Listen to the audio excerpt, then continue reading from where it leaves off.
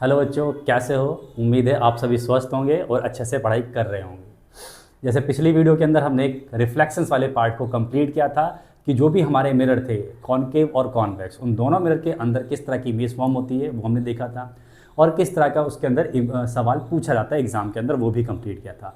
आज की जो वीडियो है उसके अंदर हम डिस्कस करने वाले हैं रिफ्रैक्शंस ऑफ लाइट, यानी कि ये अगली प्रॉपर्टी होती है लाइट की, जिसके बारे में हम जानेंगे कि एग्जैक्टली में मीनिंग क्या होता है रिफ्रैक्शंस का और लाइट किस प्रिंसिपल को फॉलो करते हुए रिफ्रैक्शंस करती है। ठीक है, तो सबसे पहले हम देखते हैं कि रिफ्रैक्शंस का मीनिंग क्या होता है। रिफ्रैक्शंस की अगर हम बात करें तो रिफ्रैक्शंस का मीनिंग होता है बैंट आउट करना, यानी कि कोई भी चीज़ है अगर अपनी जगह सीधी चल रही है और हल्का सा उसके अंदर मुड़ाव आ रहा है या झुकाव आ रहा है, एक तरफ की तरफ झुक रही है, तो उसको हम बोल देते हैं रिफ्रैक्शन, बैंट हो जाना। ठीक है, एक कॉमन छोटा सा एग्जाम्पल लेता हूँ जिससे आपको समझ में आएगा एग्जैक्टली में होता है क्या। सपोज करो मैंने यहाँ पर एक बीकर ले लिया, यानी कि कांच का गिलास है और उसके अंदर मैंने पानी भर दिया। ठीक, और पानी भरने के बाद मैंने क्या करा, एक पेंसिल ली और इस पेंसिल को मैंने इसके अंदर डाला। ये सपोज करो पेंसिल है और पेंसिल को मैंने क्या कर दिया, इस पानी के अंदर डाल दिया। तो हमें पता है एग्जैक्टली में ये हमें बिल्कुल सीधी दिखनी चाहिए, बट लेकिन अगर हम जब साइड से देखते हैं तो पेंसिल बिल्कुल सीधी आनी चाहिए, बट वो थोड़ी सी कैसी दिखती है हमें, वो थोड़ी सी दिखती है इस तरह से झुकी हुई नीचे की तरफ को। ठीक है, आप एक बार घर पे देख भी कर भी सकते हो। एक कांच का ग्लास लेना, ग्लास में एक पेंसिल को थोड़ा सा ऊपर से डालना, तो वो क्या दिखेगा कि पेंसिल थोड़ी सी मुड़ गई है, बेंट हो गई है। तो पेंसिल को हम कंसीडर कर रहे हैं एक लाइट रे की तरह कि लाइट रे सीधी आई है और वो जैसी पानी के अंदर एंट्री कर रही है तो उसमें क्या आ रहा है, थोड़ा सा झुकाव आ रहा है, ये हमें अपीयर हो रहा है, दिख रहा है हमें। ठीक, तो इसी तरह होता है क्या है कि अगर कोई भी लाइट रे एक मीडियम, ये जो ऊपर वाला मीडियम था ये क्या था हमारा एयर, और ये जो नीचे वाला मीडियम है ये हमारा क्या है, वाटर है। ठीक, तो अगर कोई भी लाइट रे एक मीडियम से दूसरे मीडियम की तरफ आती है तो उसके अंदर कुछ ना कुछ बदलाव आता है, चेंजेस आता है, वो झुक जाती है एक तरफ को या मुड़ जाती है एक तरफ को, ये बोल सकते हैं हम। ठीक है, दूसरा एक छोटा सा और एग्जांपल ले लेते हैं। सपोज करो मैंने एक बीकर ले लिया और बीकर के अंदर मैंने इस बार डाल दिया एक छोटा सा लेमन डाल दिया, नींबू डाल दिया। तो नींबू को रखोगे सामने तो वो छोटा सा दिखेगा, जैसे उसके अंदर पानी में डाल देंगे उसका साइज थोड़ा सा बढ़ जाता है। आप करके देखना, या एक कॉइन ले लेना, सिक्का ले लेना, उसको पानी के अंदर डाल देना, या फिर एक एग ले सकते हो उसको पानी में डालना, तो देखोगे कि उसका साइज थोड़ा सा बढ़ जाता है। बढ़ क्यों रहा है, क्योंकि वहां पर भी क्या हो रहा है, लाइट का रिफ्रैक्शंस हो रहा है। रिफ्रैक्शंस यानी कि लाइट थोड़ी सी बेंट हो रही है जिस वजह से उसका साइज हमें बढ़ा हुआ दिखता है। कि जो भी हमारा रिफ्रैक्शंस होता कहाँ है, वो सरफेस के ऊपर। जैसे ही मीडियम चेंज होगा, ये हमारा वाटर की सरफेस है और ऊपर हमारी एयर की सरफेस है, तो वाटर और एयर की सरफेस का जो भी हमारा बॉर्डर होता है वहीं से रिफ्रैक्शन स्टार्ट होता है। लाइट बेंट होती है तो वह उसका अपीयरेंस थोड़ा सा बड़ा दिखता है। ठीक है, तो ये सारे क्या थे, जनरल फिनोमिना थे जो हमारे कॉमन एग्जांपल बोल सकते हैं, जो हमारे किसके हैं, रिफ्रैक्शंस ऑफ लाइट की। ठीक है, अभी हम देखते हैं इसकी एग्जैक्टली प्रॉपर्टी होती क्या क्या है। हाँ, अभी हम रिफ्रैक्शंस को थोड़े से और अच्छे से जानते हैं। इसका एक एग्जाम्पल लेते हैं जिसमें हम देखेंगे रिफ्रैक्शंस थ्रू ए ग्लास स्लैब। यहाँ पर हम क्या लेने वाले हैं, ग्लास स्लैब लेने वाले हैं, यानी कि कांच की स्लैब। स्लैब बोलते हैं चकोर सा टुकड़ा है हमारे पास कांच का। सपोज करो ये मैंने ग्लास की स्लैब ले ली है। ठीक, ये हमारा है ग्लास, और ग्लास स्लैब से हम क्या करेंगे, एक लाइट रे को पास करेंगे और फिर उसके अंदर हम देखेंगे किस तरह का हमारा रिफ्रैक्शंस अकर होगा कैसे। अब सपोज करो मैंने यहाँ पर रखी टॉर्च, ऊपर रखी टॉर्च, और टॉर्च से मैंने क्या करा, इस पे लाइट को फॉल करा दिया। ये हमारी आने वाली लाइट रे जिसको हम बोलते हैं इंसिडेंट लाइट रे। ठीक है, जैसे ग्लास से टकराएगी, अब यह सपोज करो ये हमारी ईयर है, ठीक है, और ये हमारी ग्लास है। अब हमें पता है कि ईयर के जो पार्टिकल होते हैं वो बहुत ज़्यादा दूरी पर होते हैं क्योंकि गैस की फॉर्म के अंदर है ना, पार्टिकल्स काफ़ी ज़्यादा दूर दूर है। ग्लास के अंदर पार्टिकल्स काफ़ी ज़्यादा पास पास है। ठीक है, अगर हम दोनों को कंपेयर करेंगे तो एयर के पार्टिकल दूर दूर हैं, इसलिए हम इसको क्या बोलने वाले हैं, ये हमारा कैसा मीडियम है, रेयर मीडियम है, क्योंकि इसके पार्टिकल की कंसंट्रेशंस काफ़ी ज़्यादा दूर दूर है। ग्लास के पार्टिकल्स पास हैं, इसलिए हम इसको क्या बोलने वाले हैं, ये हमारा कैसा मीडियम है, डेंसर मीडियम है। ठीक है, डेंसर मीडियम, इसको मैंने नंबर 2 दे दिया, इसको नंबर मैंने 1 दे दिया। तो यहाँ पर जो हमारी लाइट रे है रेयर से डेंसर मीडियम की तरफ जा रही है। ठीक, अगर मैं एक कॉमन सा एग्जांपल लूँ, आपको एक खाली गली दे रखी है, स्ट्रीट है, बिल्कुल खाली है, आपको बोला गया इसमें चलना है, आपको दौड़ना है। ठीक है, तो आपकी स्पीड अलग होगी, आपकी डायरेक्शन बिल्कुल फिक्स होगी। और दूसरी गली ऐसी है जिसके अंदर बहुत ज़्यादा भीड़ भाड़ है, बहुत ज़्यादा क्राउड है, मार्केट लगी हुई है, और उसके अंदर आपको बोला गया कि आपको चलना है, तो आपकी क्या होगी, उसकी डायरेक्शंस भी आपकी थोड़ी सी चेंज हो जाएगी क्योंकि आपके पास क्या है, बहुत सारे पहले से लोग मौजूद हैं, और आपकी जो डायरेक्शंस है वो भी थोड़ी सी टेढ़ी मेढ़ी होगी। उसके पीछे रीजंस क्या है, क्योंकि आपके आसपास में बहुत सारे लोग पहले से मौजूद हैं और आपको लगेगा कि इससे मैं टकरा ना जाऊँ, तो क्या हो रहा है, यहाँ की स्पीड भी चेंज हो रही है, डायरेक्शंस भी चेंज हो रही है। तो सेम टू सेम वही कंडीशन यहाँ पर भी है, पार्टिकल्स काफ़ी ज़्यादा क्लोज हो गए तो इसको जो रास्ता है वो उसके अंदर परिवर्तन आएगा, चेंजेस आएगा। और वो चेंजेस क्या आएगा वो हमें याद रखना है कि अगर हमारा ये पॉइंट ऑफ इंसिडेंट है और हमें पता है कि ये जो सरफेस है, सरफेस के ऊपर 90 डिग्री अगर हम कोई लाइन ड्रॉ करते हैं जिसको हम बोलते हैं नॉर्मल, ये क्या होती है, नॉर्मल होती है। तो जो आने वाली लाइट रे है, इंसिडेंट रे, ये क्या करती है, सीधी ना जा करके, इसको सीधी ऐसे जाना चाहिए था, ऐसे जाना चाहिए था, लेकिन ये सीधी ना जा करके थोड़ी सी बेंट हो जाती है किसकी तरफ, नॉर्मल की तरफ। तो उसका जो एक्चुअल पाथ होता है वो हो जाता है ये वाला, ये एक्चुअल पाथ हो जाता है। तो ये कहाँ की तरफ मुड़ी है, नॉर्मल की तरफ मुड़ी है। क्यों मुड़ी है, क्योंकि यहाँ पर डेंसर मीडियम है, ठीक है। रेयर से डेंसर में जाएगी तो नॉर्मल की तरफ मुड़ेगी, ये याद रखना है आपको। ये एंगल आई था, इंसिडेंट एंगल, ये हमारा जो इसका एक्चुअल पाथ ये होना चाहिए जो मैंने डेडस बना दिया है, ठीक है। बट लाइट ने जो फॉलो किया है वो ये वाला फॉलो किया रास्ता, ठीक है। ये रास्ता पाथ है किसका, लाइट रे का, जो उसने फॉलो किया एक्चुअली के अंदर। और नॉर्मल के साथ जो एंगल बना ये हमारा आर है। और ये कौन सा एंगल है, रिफ्रैक्टेड एंगल। कौन सा एंगल है ये, रिफ्रैक्टेड एंगल, ठीक है। तो यहाँ पर देखो एंगल आई ज़्यादा है और एंगल आर कम है, तो रिफ्रैक्टेड एंगल कम है, इंसिडेंट एंगल ज़्यादा है। ये केस कब आया, ये केस आया रिफ्रैक्शंस के अंदर, ठीक है। अब बात करते हैं हम आगे की तरफ। अब यहाँ पर क्या है, डेंसर मीडियम से फिर से कहाँ जा रही है लाइट रे, हमारी एयर मीडियम की तरफ जा रही है। एयर मीडियम यानी कि जो हमारा रेयर मीडियम है, ठीक है। अब रेयर मीडियम के अंदर जब लाइट रे जाएगी तो क्या होने वाला है, हमें पता है यहाँ पर ज़्यादा पार्टिकल्स थे, यहाँ पर कम पार्टिकल्स हैं। तो यहाँ पर इस पॉइंट पर भी एक हमारा क्या होगा, नॉर्मल होगा, और नॉर्मल होगा ये वाला, ठीक है। ये हमारा क्या है, नॉर्मल है। अब नॉर्मल से क्या होगा, डेंसर से जब रेयर मीडियम की तरफ जाएगी तो लाइट रे क्या करती है, नॉर्मल से अवे जाएगी, नॉर्मल से दूर की तरफ हो जाएगी। तो रेयर से डेंसर में आई थी, नॉर्मल की तरफ मुड़ी थी, डेंसर से रेयर में जाएगी तो नॉर्मल से दूर की तरफ जाएगी। तो ये लाइट रे नॉर्मल से थोड़ा सा दूर हो जाएगी, ठीक। तो ये यहाँ पर ये एंगल इंसिडेंट था, एंगल आई, यहाँ पर ये एंगल आर है। अब इस वाले केस में देखो एंगल आई छोटा है, एंगल आर बड़ा है, रिफ्रैक्टेड एंगल बड़ा है, इंसिडेंट एंगल छोटा है। ये कब हुआ है, ये जब हमारी लाइट रे डेंसर से रियर के अंदर गई है, ये आपको याद रखना है, ठीक है। ये लाइट रे का एक्चुअल पाथ था जो हम यहाँ पर फॉलो करा रहे थे, ठीक है।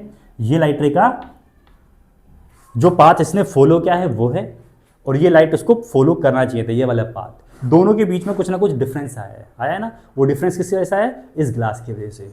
और इस डिफरेंस को हम क्या बोलते हैं, डिस्प्लेसमेंट, इसको लैटरल डिस्प्लेसमेंट। ये जो डिफरेंस है, लैटरल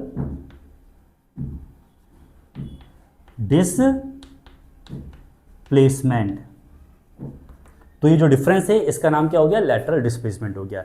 ये इसका ओरिजिनल पाथ हो गया और ये जो उसको पाथ फॉलो करना चाहिए था। तो ये चेंजेस आया किसकी वजह से, रिफ्रैक्शंस की वजह से।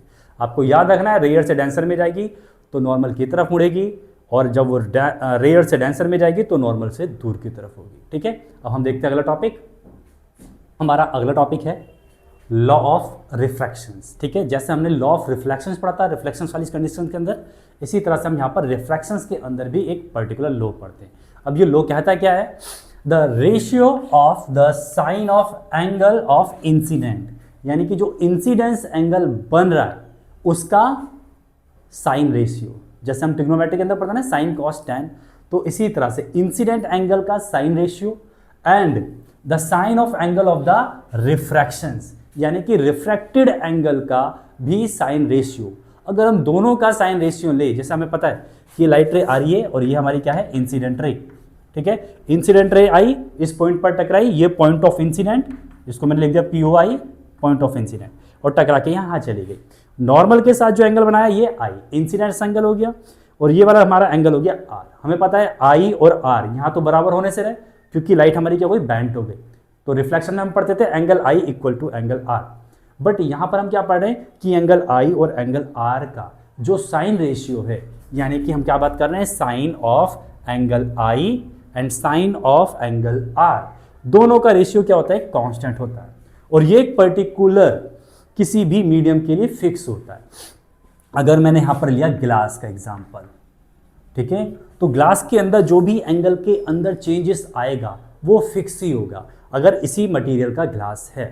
अगर मैंने पानी ले लिया तो पानी के अंदर जो भी एंगल का चेंजेस आएगा, समझा रहे, इंसिडेंट एंगल कुछ भी हो सकता है, बट जो एंगल में चेंजेस आ रहा है वो हमेशा सेम होगा। तो पर्टिकुलर मीडियम के लिए, एक पर्टिकुलर मीडियम के लिए ये जो वैल्यू होती है कांस्टेंट वो फिक्स होती है, ठीक है। अगर हम मीडियम चेंज करते जाएंगे तो ये कांस्टेंट की वैल्यू चेंज होती जाएगी, क्योंकि कांस्टेंट है क्या, दोनों का रेशियो है। अगर हमने पानी लिया है, एक बड़े कंटेनर्स में पानी ले लिया तो उसके अंदर जो भी चेंजेस आ रहा है, अगर हम चाहे छोटे कंटेनर्स के अंदर पानी लें, उसके अंदर जो भी हमारा एंगल का डेविएशंस आएगा वो भी सेम होगा, क्योंकि मीडियम हमारा सेम है। तो उस पर डिपेंड नहीं करेगा, वो डिपेंड किस पे कर रहा है कि हमारा मटेरियल कौन सा है या हमारा मीडियम कौन सा है, ठीक है। तो आपको याद रखना है कि जो कांस्टेंट वैल्यू होती है वो मीडियम पर डिपेंड करती है। इसी का सेकंड पॉइंट, जैसे हमने वहाँ पर भी 2 पॉइंट पढ़े थे लॉ ऑफ रिफ्लेक्शंस के अंदर, सेकंड पॉइंट क्या है, सेम स्टेटमेंट है कि हमारी जो इंसिडेंट रे है, यानी कि आने वाली लाइट रे, ये वाली लाइट रे, सेकंड ये जो हमारा पॉइंट ऑफ इंसिडेंट है इस पर जो ये हमारा नॉर्मल है 2, और तीसरा रिफ्रैक्टेड रे, तीनों हमारे किस में होंगे, सेम प्लेन के अंदर होंगे। किस में होंगे, सेम प्लेन में। Incident ray, refracted ray and the normal to the interference of the two media all lie on the same plane. तो तीनों हमारे किस में होने वाले हैं, सेम प्लेन के अंदर। जैसे हमने लॉ ऑफ रिफ्लेक्शंस में भी देखा था, इंसिडेंट लाइट रे, रिफ्लेक्टेड लाइट रे एंड पॉइंट ऑफ इंसिडेंट, वो सारे किस में थे, एक ही प्लेन के अंदर थे। तो यहाँ भी प्लेन में ही होंगे सेम ही, ठीक है। तो चलो देखते हैं हमारा अगला टॉपिक क्या है, रिफ्रैक्टिव इंडेक्स। अब रिफ्रैक्टिव इंडेक्स एग्जैक्टली में होता है क्या है, जो भी हमारा रिफ्रैक्शंस हुआ है, ठीक है। हमने देखा कि जब भी रिफ्रैक्शंस होता है तो उसके पाथ के अंदर चेंजेस आता है, उसके पाथ के साथ साथ उसकी स्पीड के अंदर जो भी लाइट रे आ रही है उसकी स्पीड के अंदर भी क्या आएगा, चेंजेस आएगा। जैसे मैंने अभी कॉमन एग्जांपल लिया था थोड़ी देर पहले कि अगर एक खाली गली है और एक हमारी भीड़ भाड़ वाली गली है, तो जब हम भीड़ भाड़ वाली जगह में जाते हैं तो हमारी स्पीड ऑटोमेटिकली कम हो जाती है, क्योंकि वहाँ पर बहुत सारी भीड़ होती है और टकराना स्टार्ट हो जाते हैं, ठीक है। तो बहुत सारा कॉलिजन होगा, तो इस वजह से क्या होता है, हमारा स्पीड कम होगी। सेम टू सेम अगर हम बात करें लाइट की, तो एयर के अंदर बहुत स्पेस था, आराम से वो ट्रैवल कर रही थी, और जैसे ही वो ग्लास के अंदर आई, ग्लास के अंदर पार्टिकल्स पास हो गए और उसका उससे कॉलिजन स्टार्ट हो गया, टकराना स्टार्ट हो गया, तो उसकी स्पीड भी कम हो जाती है। तो एज्यूम करो कि अगर हमारी लाइट रे एयर के अंदर ट्रैवल कर रही है और उसकी जो स्पीड है या वेलोसिटी है वो है हमारी v1, ठीक, और यहाँ पर आने के बाद, ग्लास में आने के बाद उसकी स्पीड क्या हो गई, v2, और हमें पता है कि v1 हमारी ज़्यादा होगी और v2 हमारी कम होगी, क्योंकि ये डेंसर मीडियम है और ये हमारा रेयर मीडियम है। तो इसकी स्पीड के अंदर कितना चेंजेस आया है वो हमारा क्या कहलाता है, रिफ्रैक्टिव इंडेक्स। तो ठीक है, रिफ्रैक्टिव इंडेक्स का हमारा सिंपल सा फॉर्मूला याद रखना, RI जिसको हम बोल देते हैं। रिफ्रैक्टिव इंडेक्स होता क्या है, स्पीड ऑफ लाइट इन, ऊपर लिखेंगे हम एयर और नीचे लिखेंगे जो भी हम मीडियम के निकाल लें, ठीक है, speed of light in medium.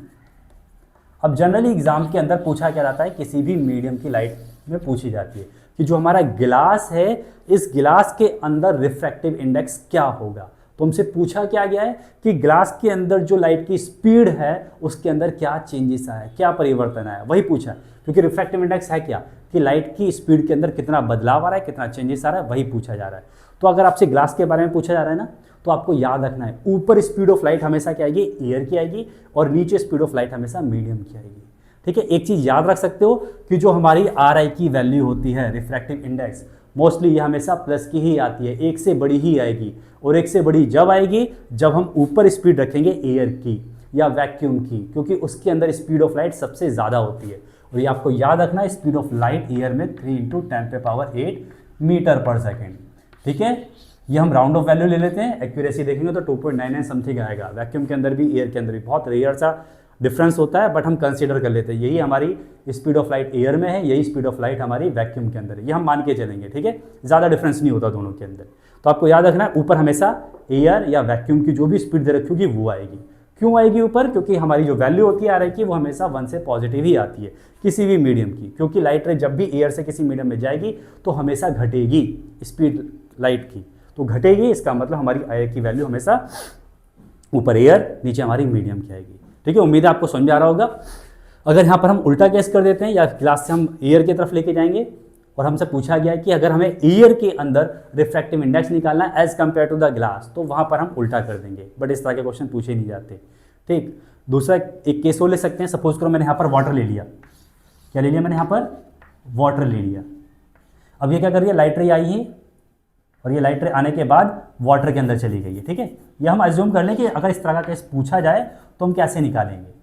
और लाइट रे यहाँ पर जो हमारी वाटर है इसके अंदर स्पीड कितनी हो गई है हमारी, v3 हो गई है, ठीक है। अब आपसे पूछा क्या गया कि रिफ्रैक्टिव इंडेक्स किसका निकालना है।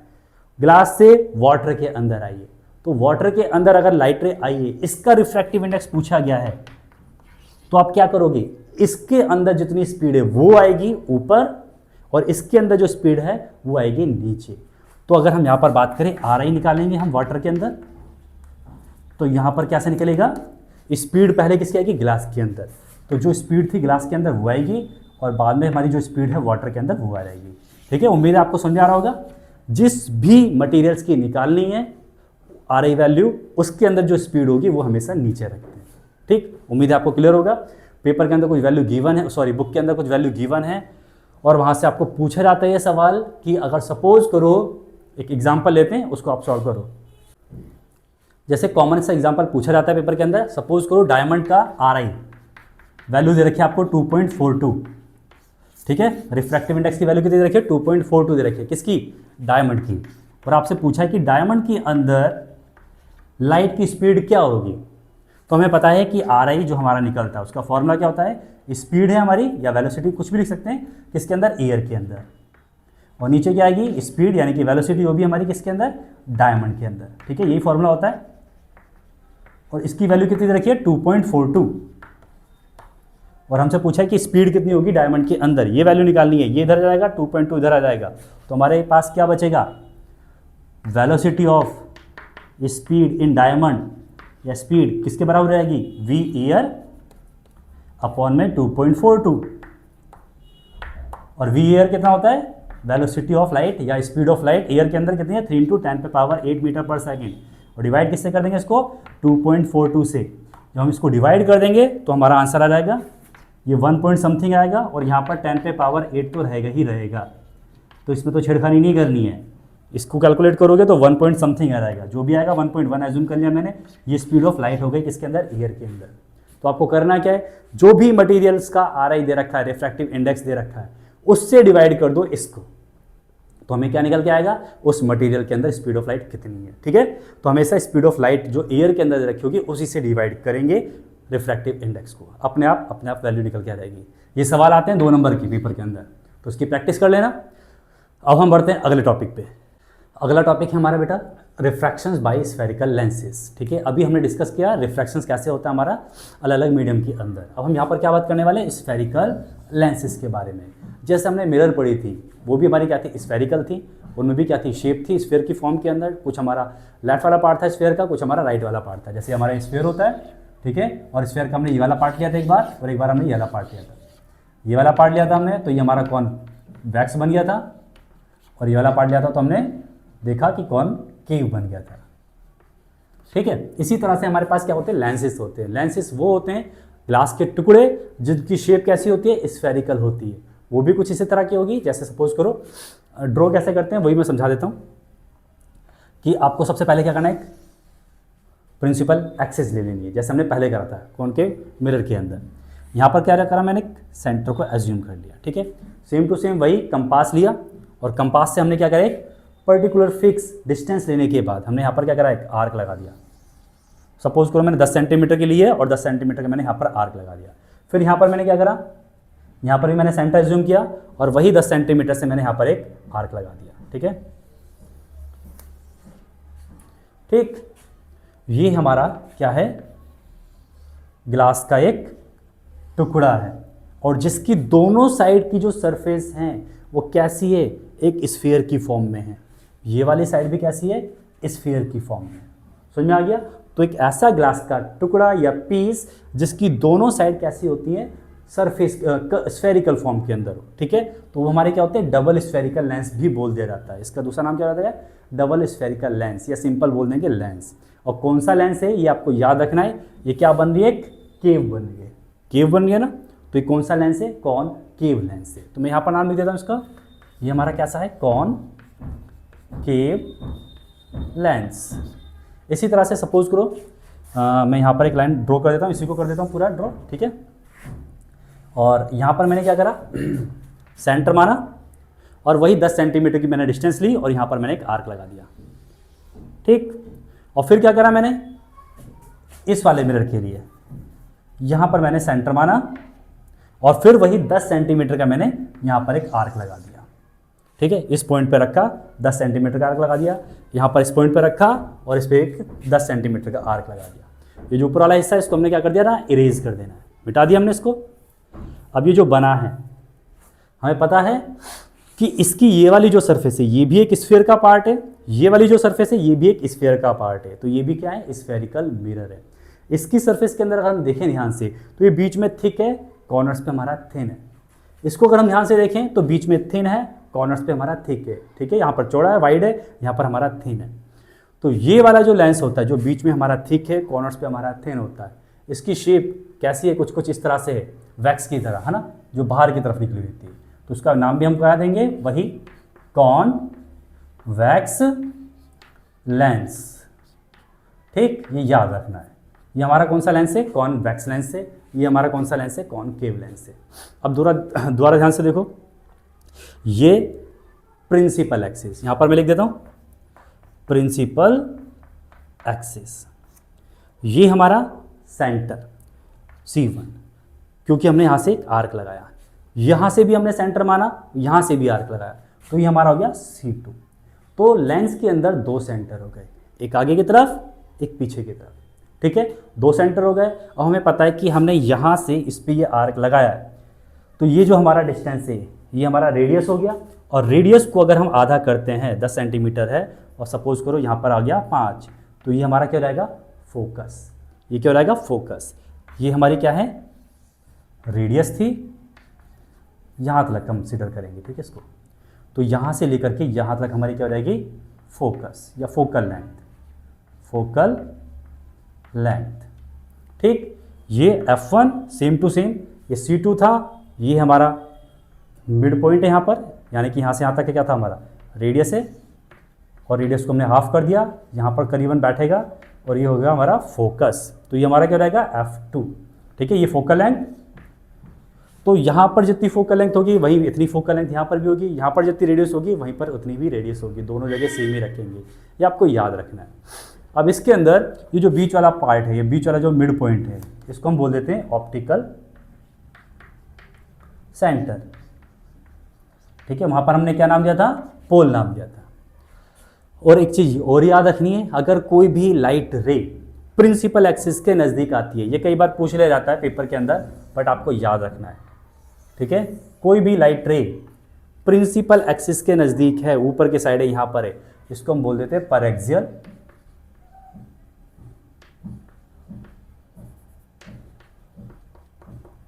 रे, परएक्सियल रे। और कोई लाइट रे बिल्कुल बॉटम की तरफ है, कोने पे अगर लाइट रे आ रही है, सपोज करो ये लाइट रे बिल्कुल कोने पे आ रही है, ठीक है, तो उसका नाम हम चेंज कर देते हैं, इसको बोल देते हैं मार्जिनल रे, मार्जिनल रे।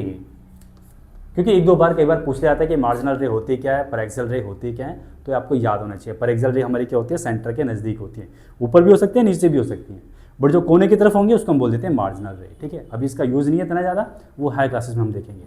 अब हम बात करते हैं यहाँ पर कॉन्वेक्स मिरर की तरफ, सॉरी कॉन्वेक्स लेंस की तरफ। कॉन्वेक्स लेंस के अंदर ये हमारा C1 हो गया, सेंटर हो गया, ये हमारा C2 हो गया, ठीक है।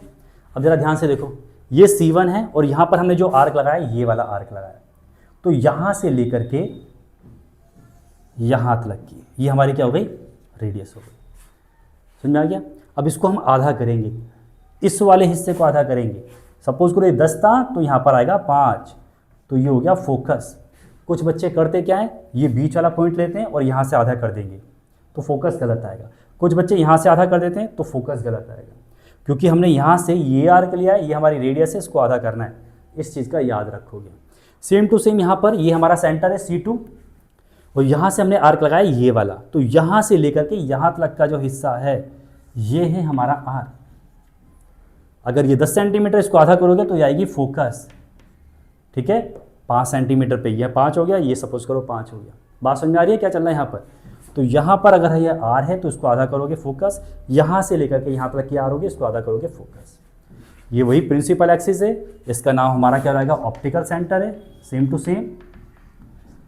और जैसे हमने यहाँ पर डिस्कस किया है सेम टू सेम वैसी जो लाइट रे प्रिंसिपल एक्सिस के पास होंगी, चाहे ऊपर की तरफ हो चाहे नीचे की तरफ हो, वो हो जाएंगी पैरेक्सियल रे, ऊपर कोने वाली हमारी रे क्या हो जाएंगी, मार्जिनल रे। बस इतना याद रखना है। अब हम देखते हैं इसके आगे कि कैसे हम डायग्राम बनाएंगे। हाँ, अब देखो जरा यहाँ पर कुछ लाइट रे हैं, सपोज करो वो काफ़ी ज़्यादा इन्फिनिटी से आ रही है, बहुत दूर से आ रही हैं कुछ लाइट रे, ठीक है। और कैसे आ रही है, वो एकदम पैरेलल आ रही है हमारे किसके, प्रिंसिपल एक्सिस के। मैंने 3 लाइट रे ऊपर दिखा दी और सपोज करो मैं 3 लाइट रे नीचे की तरफ भी दिखा देता हूँ, ठीक है। और तीनों हमारी प्रिंसिपल एक्सिस के पास में ही है। तो लाइट रे को कहाँ से बैंड करना है, कहाँ नहीं करना, तो आपको याद रखना कि कोशिश करेंगे हम लेंस के बीच में से ही हम इसको मिरर को जो लाइट रे हैं उसको बैंड करवाएंगे। अब सबसे पहला क्वेश्चन आता है यहीं पे कि ये जो लाइट रे आ रही हैं लेंस की तरफ, ये जाएंगी कहाँ, पीछे तो नहीं जाएंगी, क्योंकि क्या है हमारा लेंस है, इधर से भी ट्रांसपेरेंट है इधर से भी ट्रांसपेरेंट है, यानी कि अब तो ये पार करेंगी, क्रॉस करेंगी। क्या ये क्रॉस बिल्कुल सीधा करेंगी, या ये इधर की तरफ मुड़ेंगी, या ये ऊपर की तरफ मुड़ेंगी, कहाँ जाएंगी ये, तो वही हमें याद रखना है जो अभी तक हम पढ़ते हुए आए हैं। और अभी तक हम एक ही चीज़ पढ़ते हुए आए हैं, क्या, लॉ ऑफ, यहाँ पर क्या डिस्कस होगा, रिफ्रैक्शंस, है ना। तो यहाँ पर याद रखना है जो भी हमारी लाइट रे इस पर फॉल करेंगी, हमने पढ़ा था पैरेलल वाली कहाँ से जाती है, फोकस की तरफ जाती है। तो यहाँ पर हमारा फोकस इधर भी है और यहाँ पर हमारा फोकस इधर भी है। तो पहले क्वेश्चन आता है कि हम इसको फोकस कंसीडर करेंगे या इसको फोकस कंसीडर करेंगे। अगर इसकी तरफ जाएंगी तो लाइट रे ऐसे चली जाएंगी, समझ में आ गया। अगर इसको फोकस कंसीडर करेंगे तो लाइट रे ऐसे चली जाएंगी, ऊपर की तरफ जाएंगी।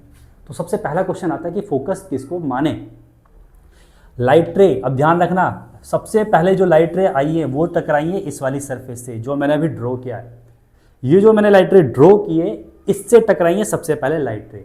तो हम इसी सरफेस को ध्यान में रखेंगे और इस सरफेस का जो फोकस है वो है ये वाला नहीं है, ये वाला फोकस इस सरफेस का, समझ में आ गया। तो इस सरफेस का फोकस क्या है, ये। अब हमें इसको ध्यान में रखना है और अब हमें क्या करना है, लाइट को सीधा का सीधा क्या करा देना है, रिफ्रैक्ट करा देना है। तो एक पॉइंट हम रखेंगे फोकस पे, स्केल रखेंगे, और एक रखेंगे यहाँ पर। दोनों से लाइट खींच करा दी हमने यहाँ पर, ये हमने क्या करा, वर्चुअल लाइन ड्रॉ करिए और ये चली गई सीधे। इसी तरह से यहाँ पर हमने वर्चुअल लाइन ड्रॉ करी है और ये लाइन चली गई सीधे। थर्ड करा हमने यहाँ पर वर्चुअल लाइन ड्रॉ करी और ये चली गई सीधे। सेम टू सेम ये तो पैरेलल चली गई। अब यहाँ की बारी आई, ये हमने वर्चुअल लाइन ड्रॉ करी, ये सीधे, थर्ड, और ये लास्ट वाली फोर्थ। तो ये लाइट रे इधर की तरफ चली गई। तो यानी कि ऊपर वाली लाइट रे ऊपर की तरफ, नीचे वाली लाइट रे नीचे की तरफ। तो सारी की सारी लाइटें क्या हो गई, बिखर गई, सब बिखर गई। और बिखरने को बोलते हैं डाइवर्ज हो जाना, सब इधर उधर हो जाना। तो कॉनकेव लेंस का जो नाम होता है सेकंड, उसको हम बोल देते हैं डाइवर्जिंग लेंस। क्या बोल देते हैं इसको हम, डाइवर्जिंग लेंस। याद रहेगा ये। अब बात करते हैं इस पे। अब सपोज करो यहाँ पर भी कुछ लाइट रहे, हमने 3 ली यहाँ पर ऊपर, ये प्रिंसिपल एक्सिस थी, ठीक है, और 3 लाइट रे हमने ले नीचे की तरफ। अब इधर देखो जरा, सेम क्वेश्चन वही कि हमें पता है पैरेलल लाइट रे आएंगी, कहाँ जाएंगी, फोकस पे जाएंगी। अब फोकस हमारा है किधर, इधर भी फोकस है और इधर भी फोकस है। तो दोनों में से हम किसको कंसीडर करेंगे कि कौन सा फोकस है और कौन सा नहीं है। तो वही जैसे हमने यहाँ पर केस लिया था, लाइट रे सबसे पहले टकराएंगे ये वाली सरफेस पे, इसी सरफेस पे टकराएंगे। अब ये वाली सरफेस का फोकस कहाँ है, ये वाला फोकस है ना, क्योंकि हमने ये जो लाइट ड्रॉ करी है यहाँ से सेंटर से ड्रॉ करी है और सेंटर को आधा करा, ये फोकस हो गया। तो अब ये फोकस नहीं है, ये वाला फोकस है, ठीक, क्योंकि इस वाली लाइट की, इस वाली सरफेस की बात करें तो इस सरफेस के लिए ये फोकस। अब इस फोकस को ध्यान रखना है, तो अब इस फोकस को ध्यान रखेंगे और ये हमारी लाइट रे ये ऐसे चली जाएगी, ये वाली ऐसे, ये इधर, ये सामने वाली सीधी, ये इधर, ये इधर और ये ऊपर। तो लाइट रे थी जितनी, सब कहाँ पर जाकर मिली, फोकस के ऊपर मिल गई। पैरेलल लाइट रे हमेशा फोकस पे मिलती है। सारी की सारी लाइट रे मिल रही हैं, इकट्ठी हो रही हैं। इकट्ठा होना यानी कि कन्वर्ज। तो कॉन्वेक्स लेंस का दूसरा नाम होता है कन्वर्जिंग लेंस। ठीक है, ये याद रखना। ये हमारा कन्वर्जिंग लेंस है, ये हमारा डाइवर्जिंग लेंस है। लाइट फैली क्यों, ये आपको याद रहेगा। वहाँ पर लाइट इकट्ठी क्यों हुई है, कन्वर्ज क्यों हुई है, ये भी आपको याद रहेगा। ठीक है, अब हम आगे देखते हैं थोड़ा सा अगला टॉपिक। अब हमारा अगला टॉपिक क्या है, इमेज फॉर्मेशन बाय लेंसेज। अब लेंस के अंदर किस तरह की इमेज का फॉर्मेशन होगा वही हम यहाँ पर डिस्कस करने वाले हैं। तो थोड़ा बहुत हमें वो भी याद करना पड़ेगा जो हमने मिरर के अंदर पढ़ा था कि मिरर के अंदर किस तरह की इमेज का फॉर्मेशन होगा। ठीक है, कुछ सर्टेन रूल्स वही लगेंगे यहाँ पर भी, फिर उससे हमें थोड़ा सा हेल्प मिल जाएगी कि किस तरह की हमारा इमेज का फॉर्मेशन होने वाला है। तो इमेज फॉर्मेशन से पहले हम क्या पढ़ने वाले हैं, रे डायग्राम। रे डायग्राम जैसे हमने वहाँ पढ़े थे, कुछ रूल्स होते हैं, कुछ सर्टेन रूल्स जो हमें हेल्प करते हैं इमेज का फॉर्मेशन बताने में कि हमारी इमेज का फॉर्मेशन कहाँ होगा अगर हम लेंस के आगे या सामने कोई भी ऑब्जेक्ट रखेंगे। तो रे डायग्राम वही रूल हम देखते हैं। सपोज करो पहले हम बात करते हैं कॉन्वेक्स के लिए। ठीक है, कॉन्वेक्स लेंस के लिए, फिर हम बात करेंगे कॉनकेव लेंस के लिए। ये है हमारी प्रिंसिपल एक्सिस और ये हमारा हो गया कॉन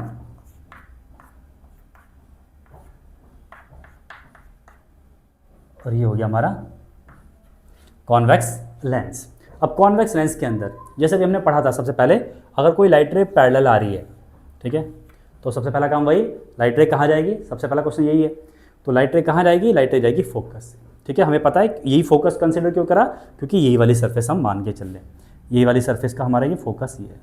तो लाइट रे ऐसे चली जाएगी। ठीक है, अब दूसरा अगर हम एग्जाम्पल लें, सपोज करो यहाँ पर ले लेते हैं, ये फोकस, ये सेंटर, ये फोकस और ये सेंटर। अब सपोज करो लाइट रे आ रही है कुछ ऐसे फोकस से होते हुए, यहाँ वाले फोकस से होते हुए आ रही है, तो क्या होगा, यहाँ देखो, अगर मैं यहाँ पर टॉर्च मैंने यहाँ पर रखी, लाइट रे यहाँ से आ रही है, फोकस से जा रही है। अगर मैं टॉर्च यहाँ पर रखूँगा तो लाइट ऐसे आएगी, फोकस से जाएगी और वो कहाँ जाएगी, पैरेलल जाएगी। तो वही कंडीशन है, इसको मैंने उल्टा करके बनाया यहाँ पर ग्राफ। तो यहाँ पर हो क्या गया, फोकस से लाइट आ रही है, वो कहाँ जाएगी, वो एकदम पैरेलल जाएगी। बात समझ आ गई। अगर कोई लाइट रे पैरेलल आ रही है फोकस से जा रही है तो वो पैरेलल। एक दो और देखते हैं डायग्राम। हाँ, अब यहाँ पर एक रे आ रही है और जो रे आ रही है बिल्कुल कहाँ जा रही है, वो ऑप्टिकल सेंटर की तरफ जा रही है। रे आई है बिल्कुल ऑप्टिकल सेंटर की तरफ। तो याद रखना, अगर कोई भी रे ऑप्टिकल सेंटर की तरफ जाएगी तो वो एकदम सीधी ही चली जाएगी। ठीक है, क्योंकि मिड पॉइंट हो गया, सेंटर हो गया, ना तो ये ऊपर की तरफ जाएगी ना ये नीचे की तरफ जाएगी। ठीक, अब हम बात करते हैं कि कॉन्वेक्स लेंस के अंदर किस तरह की इमेज का फॉर्मेशन होगा। ठीक है, तो बनाते हैं डायग्राम। हाँ बच्चों, अब हमारा अगला टॉपिक है image formation by convex lens. अब कॉन्वेक्स लेंस के अंदर किस तरह की इमेज का फॉर्मेशन होगा अगर हम ऑब्जेक्ट को उसके सामने रखते हैं, अब हम वही डिस्कस करेंगे। जैसे याद करो, हमने जब मिरर वाले की बात करी थी, मिरर वाले टॉपिक के अंदर, तो हमने ऑब्जेक्ट को काफ़ी डिस्टेंस पर रखा था, एक बार इन्फिनिटी पर रखा था, फिर देखा था कि जो हमारा इमेज का फॉर्मेशन हो रहा है वो कैसे हो रहा है। फिर उसके बाद हम ऑब्जेक्ट को थोड़ा सा पास लेकर के आए थे, सी पर रखा था, एफ पर रखा था, सी एफ के बीच में रखा था। तो अलग अलग प्लेस पर जब हमने ऑब्जेक्ट को रखा तो हमने देखा था कि उसकी अंदर इमेज का किस तरह का फॉर्मेशन हो रहा है। तो सेम टू सेम वही हम यहाँ पर कॉन्वेक्स लेंस के अंदर देखेंगे कि किस तरह की इमेज बनेगी। अब यहाँ पर देखो, हम सबसे पहले स्टार्ट करने वाले इन्फिनिटी से। अगर हमारा कोई भी ऑब्जेक्ट है बहुत दूर पर रखा हुआ है, किसके, कॉन्वेक्स लेंस के, तो ये हमारा कॉन्वेक्स लेंस हो गया है। अब कॉन्वेक्स लेंस के अंदर हमारा यहाँ पर फोकस होता है जिसको हम F1 से रिप्रेजेंट कर देंगे, यहाँ हमारा सेंटर होता है जिसको हम 2F से रिप्रेजेंट कर देंगे, ये भी F1 है। यहाँ पर हम F2 ले लेते हैं, ठीक, और यहाँ हमारा 2F2 हो जाएगा। C से भी रिप्रेजेंट कर सकते हैं, बट यहाँ पर कंसीडर हम F वैल्यू को ही करेंगे। ठीक, अब यहाँ पर देखो जरा, फोकस 2F और ऑब्जेक्ट हमारा कहाँ आने वाला है, इन्फिनिटी पर। इन्फिनिटी का मतलब बहुत दूर है हमारे कॉन्वेक्स लेंस से, तो हम क्या दिखाएंगे, प्रिंसिपल एक्सिस से भी हम दूर दिखाएंगे। और दूर दिखाने का रीज़न यही होता है कि हमें पता लगे कि जो हमारा ऑब्जेक्ट है वो इन्फिनिटी पर है। ठीक, ये हमारा ऑब्जेक्ट है, इसको इंडिकेट कर दिया मैंने ए और बी से। अब हमें करना क्या है, अब हमें करना वही है जो हम अभी तक करते हुए आए। एक इसका हेड वाला जो पार्ट है, यानी कि जो ऑब्जेक्ट हमारा ए बी, इसका हेड वाले पार्ट से एक लाइट रे को हमें क्या करना है, रिप्रेजेंट करना है, और वो भी as a parallel with the principal axis. Same to same जो इसका बॉटम वाला पार्ट है, वहाँ से भी हम क्या करेंगे, प्रिंसिपल एक्सिस को क्या करने वाले हैं, प्रिंसिपल एक्सिस के पैरेलल में इसी को रिप्रेजेंट करने वाले। अब हम करेंगे क्या, हमने क्या देखा है कि अगर कोई लाइट रे पैरेलल आती है प्रिंसिपल एक्सिस के, तो वो कहाँ जाती है, वो जाती है फोकस से होती हुई तो ये वाली लाइट रे हमारी ऊपर वाली ये जाएगी फोकस से होती हुई, ठीक। नीचे वाली लाइट रे ये भी पैरेलल है तो ये भी फोकस से जाएगी, तो ये चली जाएगी ऊपर की तरफ को फोकस से, ठीक। अब बात आती है वही कि इमेज कहाँ बनेगी, तो दोनों लाइट रे कहाँ पर मिल रही है, फोकस के ऊपर मिल रही है, तो इमेज का फॉर्मेशन कहाँ हो रहा है हमारा, फोकस के ऊपर ही होगा, F2 पर होगा। वहाँ पर हमने 3 चीज़ें पढ़ी थी, यहाँ पर भी वही 3 चीज़ें पढ़ेंगे कि इमेज का साइज कैसा है, नेचर कैसा है, उसकी प्लेस कहाँ है। अगर प्लेस की बात करें तो प्लेस हमारा फोकस के ऊपर है, यानी कि F2 के ऊपर है। अगर हम इसका नेचर की बात करें तो नेचर हमारा कैसा है, सारी की सारी लाइट रे मैंने ये कैसे ड्रॉ की है, रियल वाली ड्रॉ की है, कोई वर्चुअल लाइन ड्रॉ नहीं की, तो इसका नेचर भी हमारा रियल होगा। अब ये उल्टी बनेगी या सीधी बनेगी, ये तो बन तो फोकस पे रही है, तो अभी हम इसको देखेंगे। यहाँ पर लिख दो साइज, इमेज का नेचर और इमेज की प्लेस। तो आपको याद है प्लेस कहाँ है इसका, F2 पर, तो इमेज बनी है हमारी F2 के ऊपर, ठीक। नेचर कैसा है इसका, नेचर है हमारा रियल, और रियल के साथ में ये इन्वर्टेड है या फिर इरेक्ट है वो भी हम देखेंगे, क्योंकि हमारे बहुत छोटी इमेज बन रही है, ठीक है, बहुत छोटी बन रही है, तो अभी हम एग्जैक्टली नहीं बोल सकते कि ये इन्वर्टेड है या फिर रिएक्ट है। इससे हम थोड़ा सा पास लेकर के आएंगे, फिर हमें कंफर्म होगा। साइज़ की बात करें तो साइज़ हमारा कैसा है, हम पता है कि प्रिंसिपल एक्सिस से जितना ऊपर या जितना नीचे हमारा ऑब्जेक्ट बनता है वही उसका साइज़ कंसीडर होता है, और फोकस पर ही मिली है, फोकस हमारा प्रिंसिपल एक्सिस के ऊपर ही है, इसका मतलब ये साइज़ कैसा हो जाएगा इसका, बहुत छोटा, और हम क्या लिख देंगे, डायमेंशन लिख देंगे, ठीक। नाउ अभी हम इसकी बात करेंगे कि इसका हमारा नेचर कैसा है, यानी कि सीधी बन रही है या फिर उल्टी बन रही है। अब हम क्या करते हैं, इस ऑब्जेक्ट को थोड़ा सा पास लेकर के आते हैं। अभी हम 2F से थोड़ा सा पीछे रखेंगे, यानी कि बियॉन्ड 2F रखने वाले हैं। ये हमारा सेकंड केस है, when an object placed beyond कहाँ रखेंगे हम, 2F1 के पीछे रखने वाले हैं। तो ये हमारा लेंस हो गया, और लेंस के सामने ये हमारा F1 हो गया, ये 2F1 हो गया, ये F2, और ये हमारा 2F2, ठीक है। अभी हमारा ऑब्जेक्ट इन्फिनिटी पर था, थोड़ा सा पास लेकर के आ गए और हमने 2F के नज़दीक लेकर के आए यहाँ पर, और ये हमारा ऑब्जेक्ट हो गया A और B। अब हम देखेंगे कि इस कंडीशंस के अंदर किस तरह की इमेज का फॉर्मेशन हो रहा है। तो सबसे पहला काम वही है हमारा, प्रिंसिपल एक्सिस के पैरेलल में हम क्या करेंगे, ऊपर वाली लाइन को लेकर के जाएंगे, और ये कहाँ जाएगी, ये जो ऊपर वाली लाइन है ये जाएगी फोकस से होती हुई, ठीक है। ये तो सबको पता है और सबको आना भी चाहिए कि सबसे पहला काम क्या है, ऑब्जेक्ट के हेड वाले पार्ट से पैरेलल लेके जाओ, फोकस से पार करा दो। अब सेकंड लाइन हम कहाँ से ड्रॉ करेंगे, हमें कम से कम 2 लाइनें चाहिए होती हैं, जहाँ पर भी वो मीट करती है वहाँ पर हमारा इमेज का फॉर्मेशन होता है। तो हमारे पास यहाँ पर ऑप्शंस होते हैं। एक हमारे पास ऑप्शंस क्या है कि अगर मैं लाइट रे को यहाँ हेड से ही इसको कहाँ से लेके जाऊँ, फोकस से लेके जाऊँ, कहाँ से लेके जाऊँ, फोकस से जाएगी, और फोकस से जाने के बाद ये क्या हो जाती है, ये हो जाती है पैरेलल। क्या हो जाती है, ये थोड़ी सी टेढ़ी हो रही है, इसको सीधा करो, ये पैरेलल, ठीक है। ये लाइट रे ऐसे भी जा सकती है, इसको रिप्रेजेंट कर सकते हैं। दूसरा, मैं इसको पोल से भी लेके जा सकता हूँ, ठीक है, पोल से भी लेके जाऊँगा तो भी हमारी लाइट रे यहीं पर मिलेंगी। दोनों लाइट रे हमारे पास, दोनों ऑप्शन है, दोनों में से कोई भी एक रिप्रेजेंट कर देंगे। तो मैंने क्या करा, सिंपल सा आसान होता हमारे पास पोल से लेकर के जाना लाइट रे। ये ऑप्टिक जो हमारा पोल है, यहाँ से लेकर के गए, यहाँ पर आ गए, तो लाइट रे कहाँ मिली है, ये इधर मिली है, कहाँ पर, F2 और 2F2 के बीच में। तो इमेज का फॉर्मेशन कहाँ हो रहा है हमारा, F2 और 2F2 के बीच में, ठीक। तो याद रखना, अगर हमारा ऑब्जेक्ट थोड़ा सा हम पीछे रखेंगे, इसको 2F से और पीछे लेकर के जाएंगे, तो हमारी इमेज F के पास बनेगी, और पास बनेगी, ठीक। अगर हम थोड़ा सा और लेकर के जाएंगे दूर पे, तो हमारी जो इमेज है और F के पास बनेगी। जैसे ही ये इन्फिनिटी पर पहुंचेगा, बहुत ज़्यादा दूर बनेगा, तो हमारी इमेज का फॉर्मेशन कहाँ होता है, फोकस के ऊपर होता है, F पर। इन्फिनिटी पे फोकस, जैसे इन्फिनिटी से पास आता गया तो ये फोकस से दूर बनती गई इमेज, दूर बनती जाएगी। जैसे ही हमारा ऑब्जेक्ट फोकस के ऊपर आएगा, ये 2F के ऊपर आएगा, तो हमारी इमेज का फॉर्मेशन भी 2F के ऊपर होता है। याद करो, मिरर के अंदर जब हम पढ़ रहे थे तो वहाँ पर भी यही पढ़ा था कि हमारा ऑब्जेक्ट अगर C के ऊपर है तो इमेज भी C के ऊपर ही बन रही थी। तो लेंस के अंदर भी यही होता है, जैसे जैसे ऑब्जेक्ट हमारा 2F के ऊपर आएगा तो हमारी इमेज भी 2F पर बनेगी, ठीक है। तो याद क्या आया हमें यहाँ से कि अगर हम थोड़ा सा पीछे की तरफ रखें ऑब्जेक्ट, तो हमने क्या देखा, सारे पीछे वाले कंडीशंस के अंदर जितनी भी इमेज बन रही है सारी उल्टी बन रही है, इन्वर्टेड बन रही है। ऑब्जेक्ट ऐसा था, इमेज ऐसी बन रही है। तो अगर हम इन्फिनिटी पर रखें, यानी कि हमारा ऑब्जेक्ट बहुत दूरी पर है, तो जो फोकस पर इमेज बन रही होगी वो भी कहीं ना कहीं छोटी सी उल्टी ही बन रही होगी, ठीक है। तो हम यहाँ पर लिख सकते हैं कि अगर हमारी फोकस वाले कंडीशंस थी तो वो रियल के साथ कैसी होगी, इन्वर्टेड ही होगी, ठीक, क्योंकि यहाँ पर भी हमारी इन्वर्टेड ही बनी है जब हमने उसको 2f के बियॉन्ड रखा है। तो सेम तीनों चीज़ें यहाँ पर हम कंसीडर करेंगे, साइज, उसका नेचर और उसकी प्लेस। तो इमेज की प्लेस कहाँ है? इमेज की प्लेस है f2 और 2f2 के बीच में। तो यहाँ लिख दो बिटवीन आगे लिख देते हैं यहाँ पर f2 एंड 2f2। ये हमारी प्लेस किसकी है? इमेज की। नेचर कैसा है? सारी की सारी लाइटें कैसी हैं? रियल है, कोई वर्चुअल नहीं खींची मैंने, तो नेचर उसका कैसा है? रियल है। और इमेज ऑब्जेक्ट हमारा सीधा था, इमेज उल्टी बन गई, तो रियल एंड इन्वर्टेड। ठीक, अब बचा क्या यहाँ पर? साइज। तो ऑब्जेक्ट हमारा थोड़ा बड़ा होता है, इमेज का साइज थोड़ा सा छोटा होता है इसके अंदर। ठीक है, अगर हम इसको एग्जैक्टली बनाएंगे तो वहाँ पर हम देखेंगे कि इमेज थोड़ी सी छोटी बनी है, तो यहाँ पर हम लिख देंगे स्मॉल।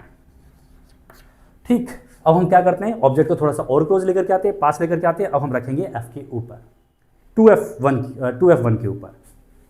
हाँ, यहाँ पर हमने अगला केस ले लिया जहाँ पर हम ऑब्जेक्ट को कहाँ रखने वाले? 2f1 के ऊपर। अब ये हमारा 2f1 है, ऑब्जेक्ट हो गया थोड़ा सा नज़दीक 2f1 के ऊपर, ये हो गया a और ये हो गया b। ठीक है, अब वही रे डायग्राम हम ड्रॉ करेंगे। पहली लाइन हमारी पैरेलल गई और ये चली गई फोकस से होते हुए। ठीक है, दूसरी लाइट रे वही हमारे पास ऑप्शन है, फोकस से भी गुजार सकते हैं हम इसको, गई और ये यहाँ पर मिल गई। थर्ड पोल से लेकर के गए तो भी हमारी लाइटें यहीं मिलेगी। तो तीनों लाइटें हमारी यहीं मिल रही हैं, बट याद रखना हमें 3 नहीं ड्रॉ करनी, हमें करनी है सिर्फ 2 ड्रॉ, या तो पोल वाली या फिर नीचे फोकस वाली। और लाइटें सारी कहाँ मिली? हमारी फोकस के ऊपर ही, 2f2 के नीचे मिली है। ठीक है, तो अगर हमारा ऑब्जेक्ट 2f1 पर है तो इमेज बनेगी 2f2 के ऊपर। तो फाइंड कर दो फटाफट से यहाँ पर इमेज का साइज, नेचर और प्लेस। अगर हमारा ऑब्जेक्ट 2f1 के ऊपर है तो इमेज की प्लेस होगी 2f2 एट 2f2। नेचर कैसा है इसका? सारी की सारी रियल है, सारी की सारी लाइट रे कैसी है हमारी? रियल। और ये बन गई उल्टी, रियल एंड इन्वर्टेड। और बात करें साइज की तो साइज होगा सेम, जितना ऑब्जेक्ट का साइज है उतना ही हमारा इमेज का साइज होगा, तो सेम साइज होगा, सेम साइज। अब हम क्या करते हैं? ऑब्जेक्ट को थोड़ा सा और पास लेकर के आते हैं। अब हमारा रहेगा 2f1 और f1 के बीच में। अगर हमारा ऑब्जेक्ट कहाँ है? 2f1 और f1 के बीच में, यहाँ से थोड़ा सा पास लेकर आए, यहाँ पर मैंने बीच में ड्रॉ कर दिया। अब देखो जरा, सबसे पहला काम वही पैरेलल गई और ये फोकस पे, ठीक, पार चली गई। दूसरा काम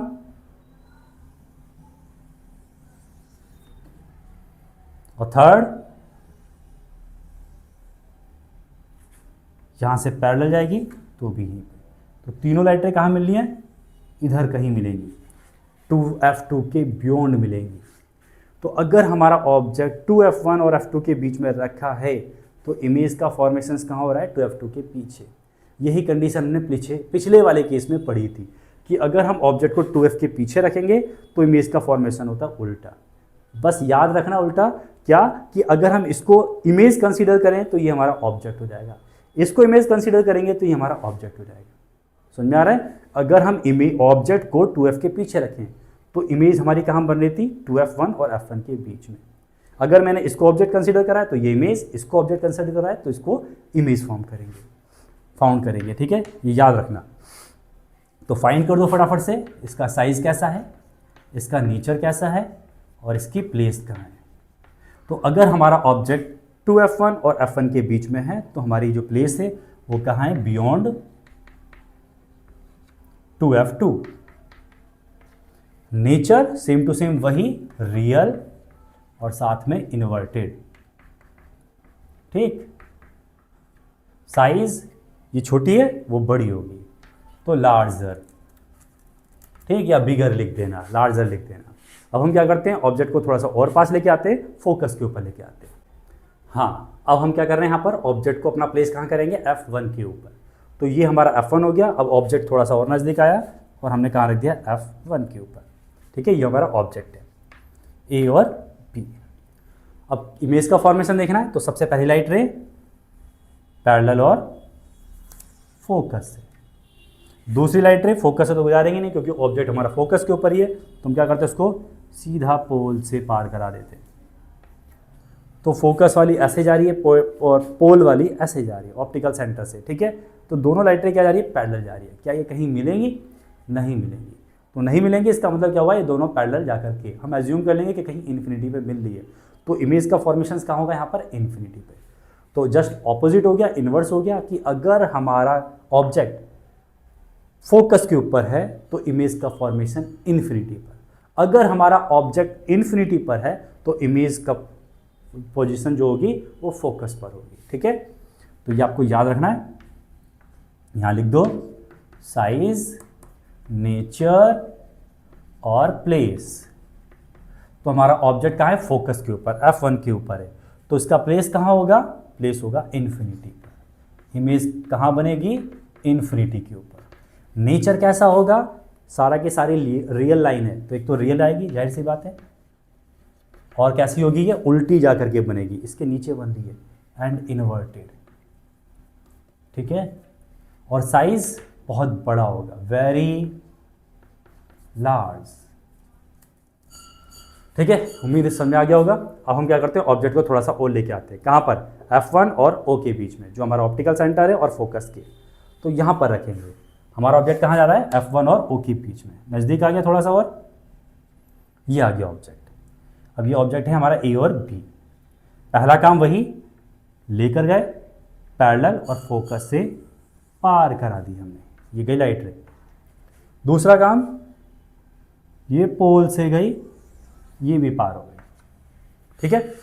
यहाँ गई, फोकस हो गई, ये यहाँ गई, सीधी पोल से चली जा रही है। अब इधर देखो यार ध्यान से, दोनों लाइट रे, ये इधर जा रही है, ये इधर जा रही है, तो क्या यहाँ पर मिलना पॉसिबल है, नहीं है पॉसिबल। जब नहीं मिलना पॉसिबल है तो कहाँ पर मिलेंगी, तो हम वर्चुअल लाइन ड्रॉ करेंगे। अब यहाँ पर क्या करेंगे, हम वर्चुअल लाइन ड्रॉ करेंगे, इसको आगे तक लेके जाएंगे और इसको और आगे तक लेके जाएंगे,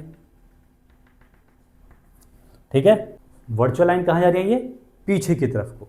तो ये पॉसिबिलिटी है कि हमारी यहाँ पर वर्चुअल लाइन कहीं दूर जा करके ये मिलेंगे, वहाँ पर मिलना पॉसिबल नहीं है।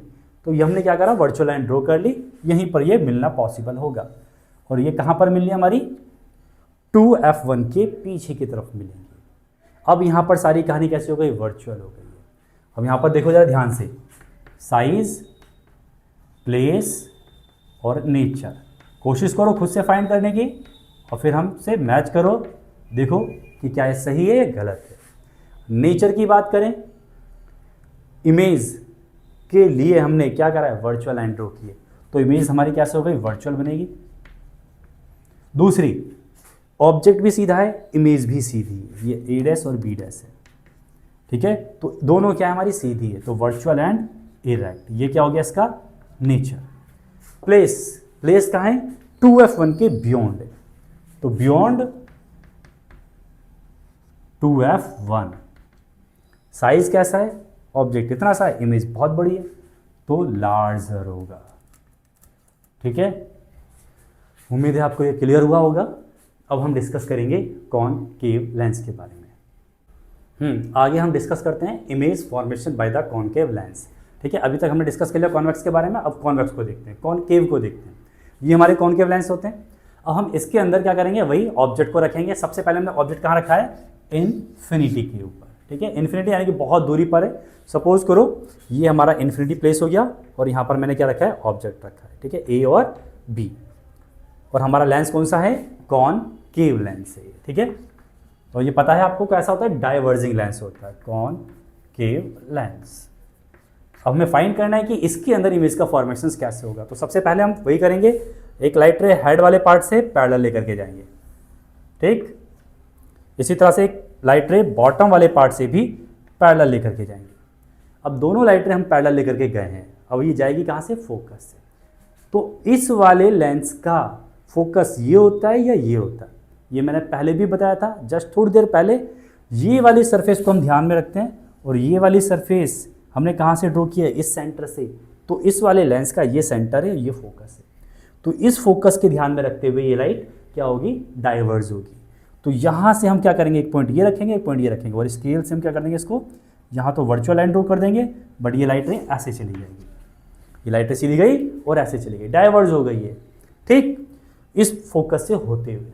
सेकेंड लाइट रे ये आई है, ये भी पैरेलल है, इस वाले फोकस को तो कोई लेना देना नहीं, फोकस इसका ये, तो यहाँ से होते हुए क्या करेंगे, यहाँ से हम एक वर्चुअल लाइन ड्रॉ करेंगे और ये ऐसे चली जाएगी। सीधी लाइन है, सीधी है। तो दोनों लाइट रे ये ऊपर चली गई, ये नीचे चली गई, इनका मिलना क्या है, नामुमकिन है, ये तो कहीं मिलेंगी भी नहीं इधर। तो क्या कर रहे हैं हम, जो हमने फोकस से लाइन ड्रॉ करी है, ये जो वर्चुअल वाली है, केवल वर्चुअल लाइन ही मिल रही है, और कहाँ मिल रही है वो, फोकस के ऊपर। तो हमारी इमेज का फॉर्मेशन कहाँ होगा, फोकस के ऊपर ही होगा। ऑब्जेक्ट इन्फिनिटी पर है, बनता फोकस के ऊपर ही है, और कैसी इमेज होगी, यानी कि वर्चुअल लाइन ड्रॉ करनी पड़ी है तो यानी कि वर्चुअल होगा। और ये कैसी होगी, सीधी होगी या उल्टी होगी, वो अभी हम देखते हैं। पहले यहाँ पर लिखो इमेज का साइज, इमेज की प्लेस और इमेज का नेचर। तो इमेज का साइज कैसा है, फोकस के ऊपर बहुत छोटा है, क्योंकि प्रिंसिपल एक्सिस से ना ऊपर है ना नीचे, वहीं बन गया एक बिंदु की तरह, तो साइज हो गया इसका डायमंडाइज्ड। ठीक है, अब हम बात करते हैं प्लेस की। प्लेस कहाँ है, F1 के ऊपर है, तो एट F1। ठीक, नेचर, नेचर कैसा है, हमें पता है कि ये हमारी कैसी है, वर्चुअल है, वर्चुअल लाइन ड्रॉ करी है मैंने यहाँ पर, तो हमारी इमेज कैसी बनेगी, वर्चुअल। अब कहानी आती है कि ये इरेक्ट है या फिर इन्वर्टेड है, वो हम करेंगे थोड़ा सा बाद में, जब हम अगला टॉपिक पढ़ते हैं, उसमें पता लगेगा कि जो इमेज बनेगी वो सीधी बनेगी या उल्टी बनेगी। उसको हम जानने के लिए क्या करते हैं, हम ऑब्जेक्ट को थोड़ा सा पास लेकर के आते हैं, कि जैसे ही हमारा ऑब्जेक्ट पास आएगा तो हमें पता लग जाता है कि हमारी फोकस के ऊपर इमेज कैसे बन रही है। तो वहीं से हम आइडिया लगा देते हैं कि हम जब इन्फिनिटी पे लेके जाएंगे तो फोकस पर भी वैसी बनेगी, इन्वर्टेड बनेगी या फिर रियल बनेगी, सॉरी इन्वर्टेड बनेगी या फिर इरेक्ट बनेगी। फोकस को हम थोड़ा सा पास लेकर आए। अब यहाँ पर देखो, when an object place between infinity and the optical centre, यानी कि इन्फिनिटी और ऑप्टिकल सेंटर के बीच में हम कहीं भी रखें, फोकस पे रखें, F2F के बीच में रखें, कहीं पर भी रखें ऑब्जेक्ट को, तो उसकी इमेज हमेशा सेम ही बनेगी। अब वो हम बना के देखते हैं। मैंने ऑब्जेक्ट को रखा थोड़ा सा 2F के बीच में, 2F के पीछे रखा, ठीक है, ये हमारा ऑब्जेक्ट हो गया A और B। अब ध्यान से देखो, लाइट रे हमारी सीधी गई है, फोकस से ये वर्चुअल लाइन में ड्रॉ कर दी और ये ऊपर चली गई। ठीक है, दूसरी लाइट रे क्या करते हैं हम, इसको पोल से पार कराएंगे और पोल वाली बिल्कुल सीधी चली जाती है। पोल से हमें पता है कैसा भी हो, कॉनकेव हो या कॉन्वेक्स लेंस हो, बिल्कुल सीधी चली जाएगी लाइट रे। ठीक, एक लाइट रे ऊपर चली गई, दूसरी लाइट रे नीचे चली जा रही है, इनका मिलना संभव है। तो याद रखना, कॉनकेव के अंदर हमेशा जो भी लाइट रे मीट करेंगी वो वर्चुअल पॉइंट पर ही मीट करेंगी। तो यहाँ पर हमने एक वर्चुअल लाइन ड्रॉ करी थी जो हम फोकस से पार करा रहे थे, और एक हमारी रियल वाली है, तो दोनों कहाँ मीट करिए, यहाँ पर मीट करिए। ठीक, तो यहाँ पर हमारे इमेज का फॉर्मेशन होगा, ये A डैश और ये B डैश। ठीक, अगर मैं इसको थोड़ा सा और आगे रखूँ, अभी हम देखते हैं अगला केस। पहले यहाँ पर लिख लो साइज, नेचर और प्लेस। तो इसका प्लेस कहाँ है, प्लेस बन रहा है F1 और O के बीच में, है ना, between F1 and optical centre, focus और ऑप्टिकल के बीच में बन रही है। नेचर कैसा है इसका, वर्चुअल लाइन ड्रॉ कर दी यानी कि वर्चुअल बनेगी, एंड ऑब्जेक्ट सीधा, इमेज भी सीधी यानी कि एंड इरेक्ट, और साइज कैसा है इसका, स्मॉल। अब जैसे ही मैं ऑब्जेक्ट को थोड़ा सा और दूर लेकर के जाऊंगा तो इमेज का कैसा फॉर्मेशन होगा, अभी हम बनाते हैं। हाँ, अब यहाँ पर देखो, अब सपोज करो मैंने ऑब्जेक्ट को रखा फोकस के ऊपर, वहाँ पर हमने कहाँ रखा था, 2F के पीछे। अगर मैंने F1 और 2F1 के बीच में रखा है, 2F1 और F1 के, तो भी हमारी कहानी सेम ही जाएगी, और ये फोकस से होता हुआ ऐसे चली जाएगी, और एक लाइट रे हमारी पोल से होती जाएगी। तो इमेज हमारी यहीं बन रही है। अगर मैं ऑब्जेक्ट रखूँ यहाँ पर 2F के पीछे भी रखूँगा तो भी कहानी यही बनेगी, ये ऐसे चली जाएगी और ये लाइट रे बिल्कुल जाएगी पोल से, तो कहीं दोनों जहाँ मिलेंगी। तो हमेशा कहीं पर भी रख दो ऑब्जेक्ट, जो लाइट रे मिलेंगी वो फोकस और पोल के बीच में ही मिलेंगी। तो हर कंडीशंस के अंदर जो भी हमारी इमेज का फॉर्मेशन होगा वो कैसा होने वाला है, वर्चुअल और इरेक्ट होने वाला है। तो जो हमने पहले कंडीशंस पढ़ी थी कि हमारा इन्फिनिटी पर कैसा होगा, तो वहाँ पर भी लिख देना कि इरेक्ट हमारी बनेगी, यानी कि सीधी बनेगी, और हमारी कैसी होगी, वर्चुअल होगी। अगर मैं इसको और दूर रखूँगा ऑब्जेक्ट को, तो ये भी पहला जाने का सीधी चली जाएगी, लेकिन वो पॉइंट आ कहाँ से रहा है, वो फोकस ही तो आ रहा है, और एक ये जाएगा हमारा फोकस से, तो दोनों हमारी कहाँ मिलेंगी, फोकस और पोल के बीच में। तो हर कंडीशंस के अंदर चाहे हमारा ऑब्जेक्ट कहीं पर भी रखा हो, इमेज का फॉर्मेशन होने वाला है फोकस और ऑप्टिकल सेंटर के बीच में। ये आपको याद रखना है, ठीक है। और हमेशा स्मॉल बनेगी, हमेशा साइज छोटा होगा और हमेशा सीधी बनेगी। उम्मीद है आपको ये क्लियर हो गया होगा। अब हम डिस्कस करते हैं साइन कन्वेंशन। एक सेकेंड, साइन कन्वेंशन से पहले आपको याद रखना है, कई बार जब हम मिरर इमेज बनाते हैं या लेंस से इमेज बनाते हैं, तो इमेज बनाते वक्त इमेज कई बार शार्प नहीं आती है। शार्प का मतलब एकदम एग्जैक्टली नहीं दिखती है। जैसे मैं एग्जाम्पल, हाँ ये थोड़ी सी आपकी एडिशनल इन्फॉर्मेशन है, बट आपको याद रखना है, आपके शायद हो सकता है काम आए। अगर आपने फिजिक्स ले ली तो आपको ये पता होना चाहिए, ठीक। ये हमारा कौन सा है, कॉन्वेक्स लेंस है। कई बार इसकी जो मिरर है, ये हमारा कॉन्वेक्स मिरर है, ये दोनों मिरर है, ये दोनों हमारे लेंस है। तो जब इनकी इमेज का फॉर्मेशन होता है तो इमेज कई बार क्या नहीं होती है, बिल्कुल शार्प नहीं बनती है, थोड़ी ब्लर बनती है, धुंधली बनती है, ठीक है। तो हमें लगता है कि हमारा मिरर खराब हो गया है या फिर हमारी कहीं ना कुछ गड़बड़ दिखती है हमें। तो उसके पीछे रीजंस होता है, जो हमारे ये कॉर्नर वाले पार्ट होते हैं। जैसा मैंने अभी थोड़े दिन कुछ टाइम पहले बताया था कि हमारी लाइट रे दो तरह की होती है जनरली। एक लाइट रे जो प्रिंसिपल एक्सिस के क्लोज आ रही है, ये हमारी प्रिंसिपल एक्सिस है, और प्रिंसिपल एक्सिस के जो नज़दीक होती है उसको बोलते हैं पैरेक्सियल लाइन, यानी कि पैरेक्सियल रे। और जो बिल्कुल कोने पर टकराती हैं, यानी कि मिरर के सबसे ऊपर या सबसे नीचे वाले हिस्से में टकराती है, उसको बोलते हैं मार्जिनल रे। क्या बोलते हैं उसको, मार्जिनल रे। तो जब ये लाइट रे टकराती हैं तो ये क्या करती हैं, ये जो कोने वाला पार्ट्स होता है ये थोड़ा सा एब्रेशंस हो जाता है, यानी कि या तो थोड़ा सा ज़्यादा झुक जाता है या थोड़ा सा ज़्यादा मुड़ जाता है, जिस वजह से जो लाइट रे होती हैं ये सीधा फोकस पे नहीं जाती, फोकस से पहले कन्वर्ज हो जाएंगी या डाइवर्ज हो जाएंगी, या तो फोकस से पहले कन्वर्ज होंगी या पहले डाइवर्ज होती है, जिस वजह से हमारी जो इमेज होती है वो एग्जैक्टली नहीं बनती है, ठीक। तो हमारा क्या होता है, इमेज का फॉर्मेशन एग्जैक्टली नहीं होता, तो उसके पीछे रीज़न होता है हमारी मार्जिनल रे, क्योंकि मार्जिनल रे क्या करती है, उसको पूरा ब्लर कर देती है। तो हम करते हैं क्या है कि जो हमारे पास लेंस होते हैं या मिरर होते हैं, हम उसके ऊपर वाले हिस्से को कवर कर देते हैं, किसी से ढक देते हैं, कोई रबड़ से या कोई प्लास्टिक से, ताकि हमारी इमेज शार्प बने, ठीक है। इसको हम बोलते हैं स्फेरिकल एब्रेशंस।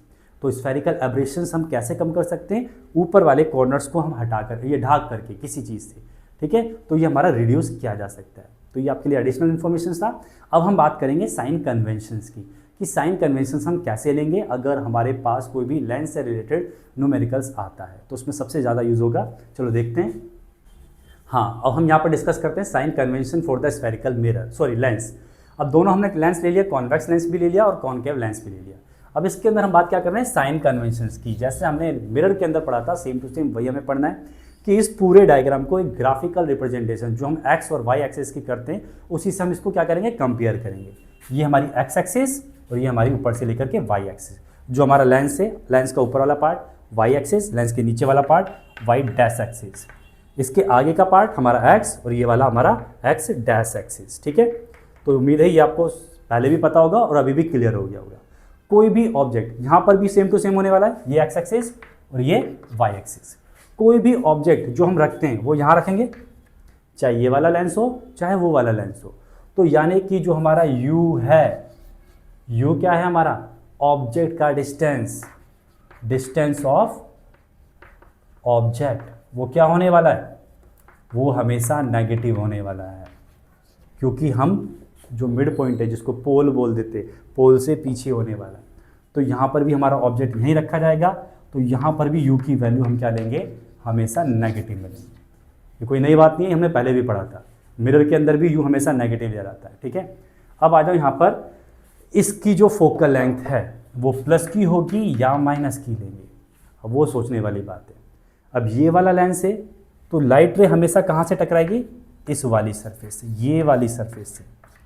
तो ये वाली सरफेस हमने कहाँ से ड्रॉ की है, ये सरफेस ड्रॉ की है यहाँ से, ये इसका सेंटर था 2F2, यहाँ था F2, तो इसका सेंटर है ये, तो यानी कि ये सेंटर हो गया, ये फोकस हो गया। तो ये फोकस कंसीडर करेंगे, ये वाला कंसीडर करेंगे। इसका मतलब जो इसकी फोकल लेंथ होगी वो हमेशा क्या होगी, इस साइड आ रहा है, पॉजिटिव। क्या होगी, पॉजिटिव। किसकी, कॉन्वेक्स लेंस की। अब इसके अंदर देखो, लाइट रे सबसे पहले टकराती है इस वाली लाइट रे पे, ये वाली लाइट रे, और ये वाली लाइट रे मैंने कहाँ से ड्रॉ की है, यहाँ से। ये सेंटर, ये फोकस है ना, तो सेंटर भी इस साइड है इसका, फोकस भी इस साइड है। तो इसका क्या हो जाएगा हमारा, इसकी जो फोकल लेंथ होगी वो होगी नेगेटिव। ये याद रखना है आपको।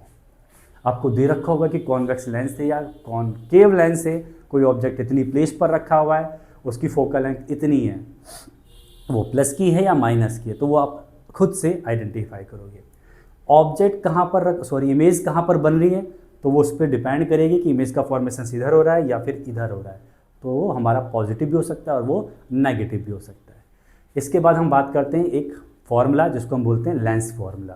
तो यहाँ पर लिख लो लेंस फॉर्मूला, ये अभी यूज होगा, लेंस फॉर्मूला। बस थोड़ा सा आपको यहाँ डिफरेंस याद रखना है कि लेंस फॉर्मूला के अंदर हम यहाँ पर साइन जो लेते हैं 1/v minus 1/u equal to 1/f। Mirror formula से थोड़ा सा डिफरेंस होता है। मिरर फॉर्मूला के अंदर यहाँ पर प्लस था और इसके अंदर यहाँ पर माइनस है, ठीक है। इसकी जो डेरिवेशंस होती है कि फॉर्मूला बना कैसे आया, ये हम 12th क्लास के अंदर पढ़ते हैं, काफ़ी ब्रीफली पढ़ते हैं, ठीक है। वहाँ पर फुल डेरिवेशन है कि एग्जैक्टली में ये फॉर्मूला कैसे प्रूफ हुआ। तो अभी हम यहाँ पर नहीं जाएंगे प्रूफ के ऊपर, बट आपको याद रखना है कि ये हमारा फॉर्मूला होता है lens formula, 1/v minus 1/u equal to 1/f। और आपको याद रखना है इसकी फोकस नेगेटिव और इसकी फोकल लेंथ पॉजिटिव, ठीक है। अब हम बात करते हैं अगला टॉपिक जिसको हम बोलते हैं मैग्निफिकेशंस।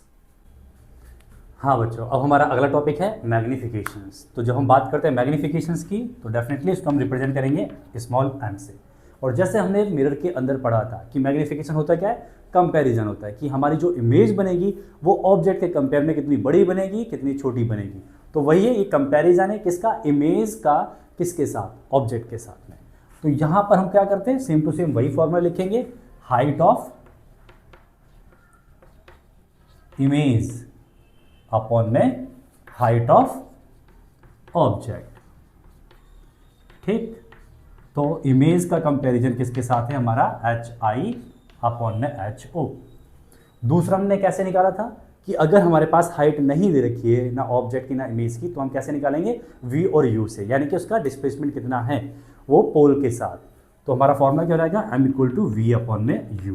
वहाँ पर माइनस का साइन था, यहाँ पर माइनस का साइन नहीं आएगा, आप ये याद रखना। मैग्निफिकेशन निकल जाएगा। अगर मैग्निफिकेशन की वैल्यू m की 1 से ग्रेटर आ रही है तो डेफिनेटली इसका मीनिंग क्या हुआ कि मैग्निफिकेशन 1 से बड़ा है। 1 से बड़ा कब होगा, जब इमेज की हाइट ज़्यादा होगी, ऑब्जेक्ट की हाइट कम होगी। तो इसका मीनिंग क्या हुआ कि अगर m की वैल्यू 1 से ज़्यादा है तो इमेज हमारी बड़ी है, बिगर है, लार्जर है देन ऑब्जेक्ट। अगर m की वैल्यू लेस है तो हम बोल सकते हैं, अगर m की वैल्यू 0.1 है, 0.2 है, तो इसका मतलब क्या हुआ, नीचे वाली वैल्यू बड़ी है, ऊपर वाली वैल्यू छोटी है। तो ऑब्जेक्ट का साइज ज़्यादा है, इमेज का साइज कम है, तो इमेज छोटी बनेगी अगर हमारी m की वैल्यू 1 से लेस आ रही है। और अगर m की वैल्यू 1 है तो हम सीधा सीधा बोल देंगे कि हमारा इमेज और ऑब्जेक्ट दोनों की हाइट बराबर है। और ये केस कब होगा, जब हमारा ऑब्जेक्ट C के ऊपर रखा जाता है या हम 2F के ऊपर रखते हैं, ठीक है। हमने पढ़ा था मिरर के अंदर जब हम C पर रखते हैं तो ऑब्जेक्ट इमेज भी C के ऊपर बनती है। और जैसे हमने भी पढ़ा लेंस के अंदर कि जब हम ऑब्जेक्ट को 2F के ऊपर रखेंगे तो उसकी इमेज भी हमारी 2F के ऊपर ही बनती है। तो वहाँ पर क्या हो जाएगा, m इक्वल टू 1 हो जाएगा, क्योंकि दोनों का साइज सेम हो जाता है, ठीक है। अब हम एक अगला लास्ट टॉपिक देखते हैं, उसके बाद हम इस पर एक न्यूमेरिकल भी करेंगे, ठीक है। तो अगला टॉपिक है हमारा पावर ऑफ लेंस। अगला टॉपिक हमारा क्या है, पावर ऑफ लेंस। कि लेंस की हम पावर की बात करेंगे। पावर डेफिनेटली जो उसकी ताकत है, जो उसकी कैपेबिलिटी है, वही हम डिफाइन करेंगे। अब हम इसको एक छोटा सा एग्जांपल लेते हैं, उसके थ्रू हम इसको आसानी से समझ सकते हैं कि एग्जैक्टली में पावर ऑफ लेंस का मीनिंग क्या होता है, ठीक है। यहाँ पर एक छोटा सा एग्जांपल लेता हूँ। सपोज करो मेरे पास एक ये कॉन्वेक्स लेंस है और वो थोड़ा सा इस तरह से थिक लेंस है, मोटा सा लेंस है ये, ठीक है। ये हो गया इस तरह से। एक मैंने लेंस लिया जो काफ़ी ज़्यादा थिन है, ठीक, बहुत ज़्यादा बारीक है, पतला है। एक काफ़ी ज़्यादा मोटा लेंस है। अब ध्यान से देखो जरा, जो मोटा लेंस है उसकी कर्व हमारी ज़्यादा होती है, कर्वेचर ज़्यादा होता है, तो उसकी फोकल लेंथ यहाँ पर हो सकती है, ठीक है, अज्यूम कर लेते हैं। जो हमारा पतला वाला लेंस है इसकी कर्वेचर बहुत ज़्यादा बड़ी होगी क्योंकि काफ़ी ज़्यादा थिन है, तो इसका फोकस थोड़ा सा क्या होगा, काफ़ी दूरी पर होगा। अगर हम दोनों को कंपेयर करें तो इसकी फोकस पास है, हम एज्यूम कर लेते हैं कि इसकी फोकस कितनी है, 10 सेंटीमीटर पर। और हम ये भी एज्यूम कर लेते हैं कि इसकी फोकस कितनी है, फोकस है 20 सेंटीमीटर पे, ठीक है, डबल इसकी सेंटीमीटर। अब हमने करा क्या, यहाँ पर हम लेकर के आए दोनों लेंस के अंदर लाइट रे, और लाइट रे कैसी हैं, दोनों पैरेलल लाइट रे हैं। तो ये कुछ लाइट रे हमारी पैरेलल आई हैं और पैरेलल लाइट रे हमारी क्या करती हैं, सारी की सारी फोकस के ऊपर कन्वर्ज हो जाती है। ये तो हम सबको पता है, ठीक। सेम टू सेम यहां पर भी यही हुआ, यहां पर भी कुछ लाइट रे पैरेलल आई हैं और पैरेलल आने के बाद सारी की सारी लाइट रे कहां गई है, फोकस के ऊपर गई है, ठीक। अब जरा ध्यान से देखो, लाइट को कन्वर्ज ये भी कर रहा है लेंस, लाइट को कन्वर्ज ये भी कर रहा है लेंस, और सारी की सारी लाइट रे पैरेलल यहां भी है, पैरेलल यहां भी है। अब इसने जो कन्वर्ज की है, इकट्ठी की है, कितने डिस्टेंस पर इकट्ठी कर दी, 10 सेंटीमीटर के अंदर अंदर उसने सारी की सारी लाइट को बैंड करके एक कोने पे रख दिया, यानी कि फोकस पे लाकर रख दिया। लेकिन यहीं पर जो लेंस था, इसने सारी लाइट को कन्वर्ज कहाँ करा है, 20 सेंटीमीटर के बाद, यानी कि थोड़ी सी दूरी पर करा है। समझ में आया, लाइट कन्वर्ज हुई है बट लेकिन कहाँ हुई है, 20 सेंटीमीटर पर, यहाँ हुई है 10 सेंटीमीटर पे। तो यहाँ पर अगर दोनों की पावर को कंपेयर करें तो पावर किसकी ज़्यादा होगी, इस वाले लेंस की, क्योंकि इसने बहुत जल्दी कर दिया सारी लाइट को कन्वर्ज। यहाँ पर थोड़ा सा डिले हुआ है। तो हम बोल सकते हैं कि जिसकी फोकल लेंथ कम होगी, अगर एक मैंने लेंस और ले लिया और उसकी फोकल लेंथ 5 है तो सारी लाइट रे हमारी यहाँ कन्वर्ज हो जाएंगी, यानी कि वो और ज़्यादा पावरफुल हो जाएगा। तो जितनी ज़्यादा फोकल लेंथ होगी उतना वीक लेंस होगा, जितनी कम फोकल लेंथ होगी उतना पावरफुल लेंस होगा। तो हम बोल सकते हैं कि जो पावर होती है लेंस की वो रेसिप्रोकल होती है किसके, फोकल लेंथ के।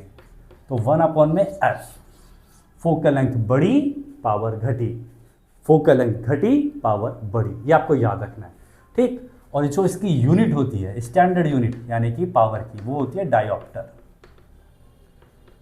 ठीक। इसको कैपिटल डी से भी दिखा सकते हैं। अब आती है जो इसकी पावर होती है, क्या ये पॉजिटिव नेगेटिव भी होती है, तो ज़रा ध्यान से देखो, मैंने यहाँ पर लिया है कॉन्वेक्स लेंस, ठीक है। मैं यहीं पर ले लेता हूँ कॉनकेव लेंस, ये सिर्फ समझाने के लिए है कि जो पावर होती है क्या वो नेगेटिव और पॉजिटिव दोनों होती है, तो वही देखते हैं। अब ये वाला जो लेंस था कॉन्वेक्स लेंस के अंदर अगर मैं बात करूं कि इसकी फोकल लेंथ हम ये वाली कंसीडर करते हैं, ये वाली कंसीडर करते हैं, तो हमें पता है कि फोकल लेंथ हम ये वाली कंसीडर करते हैं। क्यों, क्योंकि ये जो आर्क है, ये वाला जो आर्क है, ये मैंने कहाँ से ड्रॉ किया, मैंने ड्रॉ किया यहाँ वाले सेंटर से, ठीक है। सारी लाइटें इससे टकराई हैं, तो ये वाला आर्क मैंने यहाँ से सेंटर से ड्रॉ किया है, तो ये वाला हमारा फोकस होगा। और ये जैसे हमने साइन कन्वेंशन में पढ़ा था कि पोल से या ऑप्टिकल सेंटर से जो भी आगे वैल्यू होगी वो पॉजिटिव होती है, तो इसकी फोकल लेंथ कैसी है, पॉजिटिव है। तो इसकी जब फोकल लेंथ हमारी पॉजिटिव है तो इसकी पावर भी पॉजिटिव आएगी। फोकल लेंथ पॉजिटिव, 1 पॉजिटिव, तो पावर भी कैसी आएगी, पावर भी पॉजिटिव आएगी, ठीक। अगर हम बात करें ये वाले कॉनकेव लेंस की, कॉनकेव लेंस में जितनी भी लाइट रे हमारी टकराएंगी वो सारी की सारी ये वाली सरफेस से टकरा रही हैं, आगे वाली सरफेस से, और इस सरफेस का सेंटर यहाँ होगा, फोकस यहाँ होगा, तो इसका मतलब क्या है, हमारा फोकस नेगेटिव में।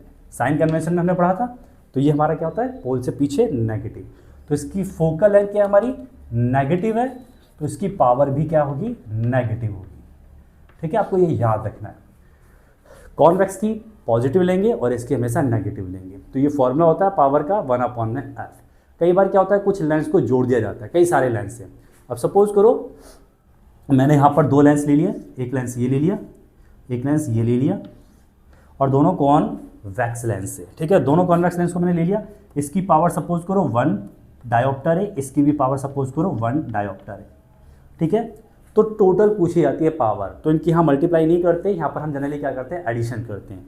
तो जो टोटल पावर आएगी इसकी, यानी कि नेट पावर ऑफ दोनों लेंस की मिला करके, वो क्या रहेगी, P1 + P2 हो जाएगी, यानी कि ओवरऑल जो इसकी पावर हो गई वो कितनी हो गई, 2 डायोप्टर हो गई।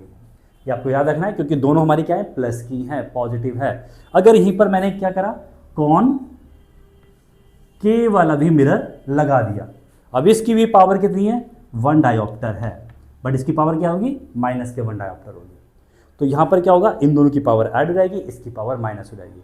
तो लाइट को कन्वर्ट करने की जो एबिलिटी है उसकी टोटल पावर या नेट पावर क्या जाएगी हमारी, P1 + P2 + P3, but P3 की वैल्यू हमारी माइनस हो जाएगी, तो P1 P2 को ऐड कर देंगे, माइनस P3 वैल्यू को माइनस कर देंगे, तो ये 1 1 और -1, टोटल हमारी कितनी रहेगी, 1 डायोप्टर हो जाएगी, ठीक है। तो उम्मीद है समझ में आया होगा कि हमारी अगर सेम हमारे क्या है लेंस है तो उनकी पावर ऐड कर देंगे, दूसरा लेंस है तो उसकी पावर को माइनस कर देंगे।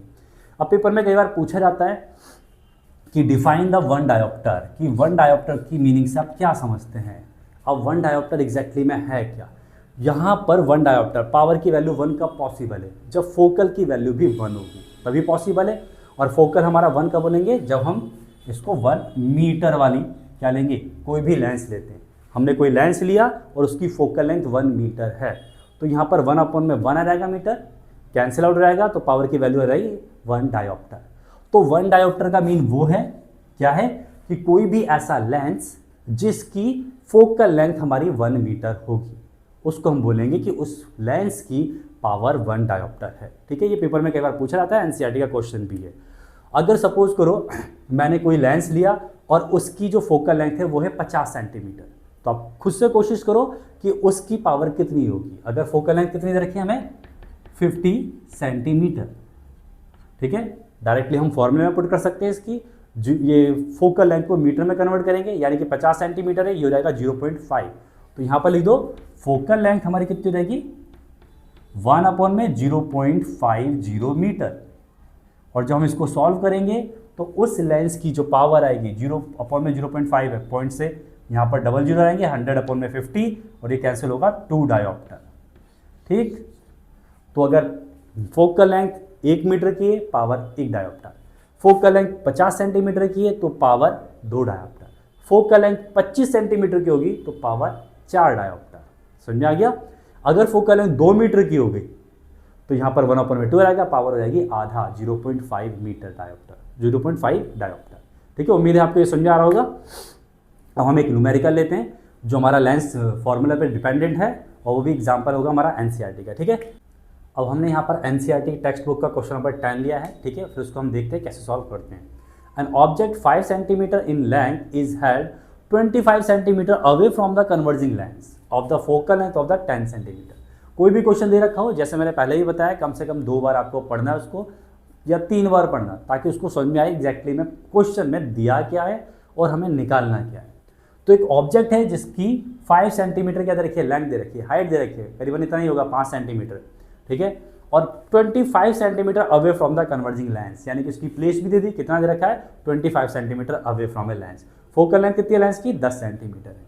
हमको रे डायग्राम भी ड्रॉ करना है और बाकी सब भी फाइंड करना है। Find the position, size and nature of the image.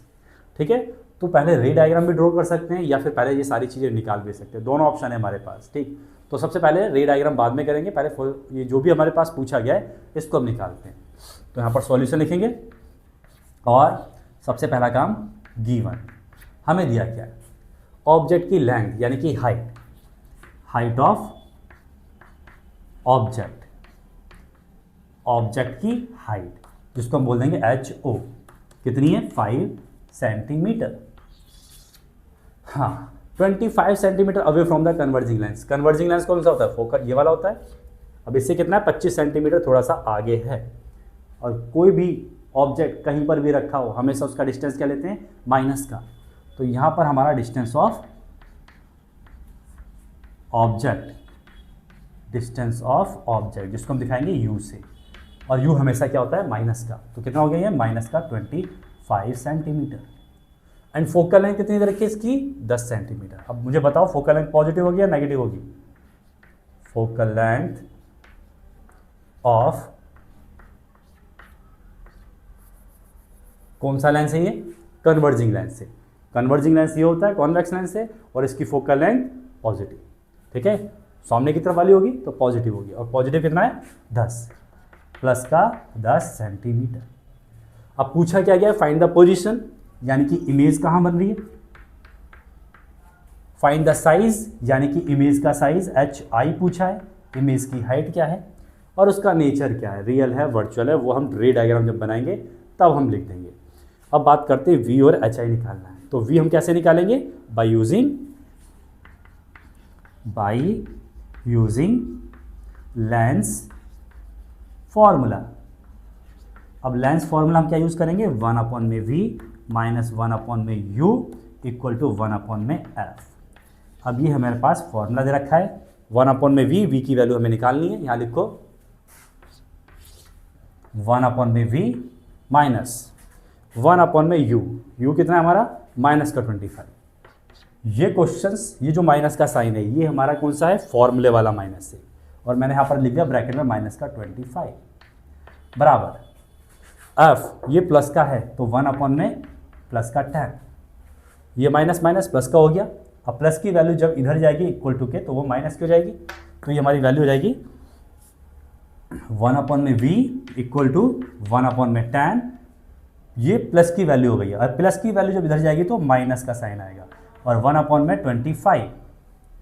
अब क्या करोगे, इसको सॉल्व करो, दोनों के मल्टीप्लाई कर दी, यहाँ पर 25 की 10 से मल्टीप्लाई कर दी 250, 25 की 1 से मल्टीप्लाई कर दी 25, और यहाँ 10 की मल्टीप्लाई कर दी 1 से 10, सॉल्व कर दिया। 1 में v इक्वल टू 25 में से 10 गए 15, बट्टे में कितना आ गया 250, और ये v की वैल्यू क्या रहेगी, उल्टी हो जाएगी, तो v हमारा आ जाएगा 250 यानी कि 250 में 15। और जब इसको सॉल्व करोगे कितनी आएगी वैल्यू, 5 से कट जाएगा ये 5, 5 5 जो 25 0, और 5 3 जा 15, 50 में 3, ये आएगा 16 पॉइंट समथिंग 16.3 के समथिंग आएगा सेंटीमीटर। ठीक, ये वैल्यू कैसी आई है, पॉजिटिव की आई है। वैसे हम बता भी सकते हैं यहाँ से कि इसका नेचर कैसा होगा, बट अब हम रे डायग्राम की बात करते हैं। अच्छा, एक चीज़ और निकालनी है एच आई, तो यहाँ से एच आई भी निकाल दो। एच आई क्या होता है हमारा, एच ओ, सॉरी ऊपर ही आता है एच आई अपॉन में एच ओ। मैग्नीफिकेशन का फॉर्मूला ये होता है हाइट ऑफ इमेज अपॉन में हाइट ऑफ ऑब्जेक्ट, और इक्वल टू में वी अपॉन में यू। अब एच आई हमें निकालना है, तो एच ओ उधर चला जाएगा, मल्टीप्लाई में हो जाएगा, तो यहाँ पर हमारा फॉर्मूला क्या हो जाएगा, H I equal to V upon में यू, और मल्टीप्लाई में क्या हो जाएगा एच ओ। तो H I equal to V की वैल्यू कितनी आई 16.3, 16.3, और यू की वैल्यू कितनी आई हमारे पास माइनस का 25, और यहाँ पर मल्टीप्लाई में कितना हो जाएगा एच ओ। एच ओ हमारा कितना है 5 सेंटीमीटर, तो ये 5 से 5 कैंसिल, यहाँ 5 5 जा 25, 16.3 के बटे में आ गया 5, तो एच आई की वैल्यू लगभग कितनी आएगी माइनस की, क्योंकि माइनस का साइन यहाँ पर आ गया, और 16 बटे में 5 है, 5 3 15, यानी कि 3 बार में जाएगा, और ये कटेगा कितना 1 इधर आ गया 13 हो गया ये, तो 2 जा समथिंग आएगी एच की वैल्यू कितनी माइनस का 3.2, यानी कि नीचे की तरफ बन रही है हमारी, ठीक है इमेज। अब इसका रे डायग्राम देख लो जरा। अब हम यहाँ पर रे डायग्राम बना रहे हैं इसका। कॉन्वेक्स लेंस है हमारे पास, इसकी फोकल लेंथ हमारी कितनी दे रखी है, फोकल लेंथ गिवन है यहाँ पर 10 सेंटीमीटर, ये f1, ये 2f1, ये f2, और ये 2f2, ठीक है।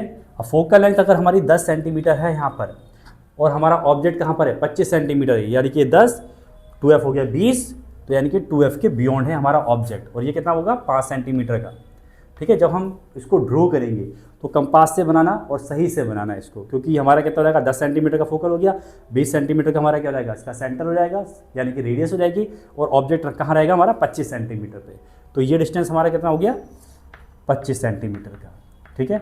और ये क्या लिया है हमने माइनस का लिया है, ऑब्जेक्ट है सीधी लाइट रह गई, और ये कहाँ रहेगी फोकस से होते हुए। दूसरा काम क्या था हमारा, पोल से पार करा देंगे इसको, पोल से पार करा दिया, ऑब्जेक्ट बना यहाँ पर, ठीक। और ऑब्जेक्ट का जो हाइट है वो कितनी आई हमारी माइनस के 3.2, तो नीचे की तरफ है माइनस है, इसकी हाइट कितनी है 3.2 सेंटीमीटर। स्केल से बनाओगे तो एग्जैक्टली हमारी 3.2 के अराउंड ही आएगी, थोड़ा सा ऊपर नीचे हो सकता है। v कितना है 16.3, यानी कि जो इमेज बन रही है वो हमारी यहाँ से लेकर के यहाँ तक की जो डिस्टेंस है वो कितना है 16.3 सेंटीमीटर, ठीक है। अब बचा क्या यहाँ पर, पोजीशन भी हो गई इसकी, इसका नेचर बचा। अब नेचर में क्या लिखोगे, नेचर कैसा है नीचे की तरफ है, यानी कि इन्वर्टेड है, ठीक। इसमें कोई मैंने वर्चुअल लाइन ड्रॉ नहीं करी, तो यानी कि हमारा रियल है, ठीक।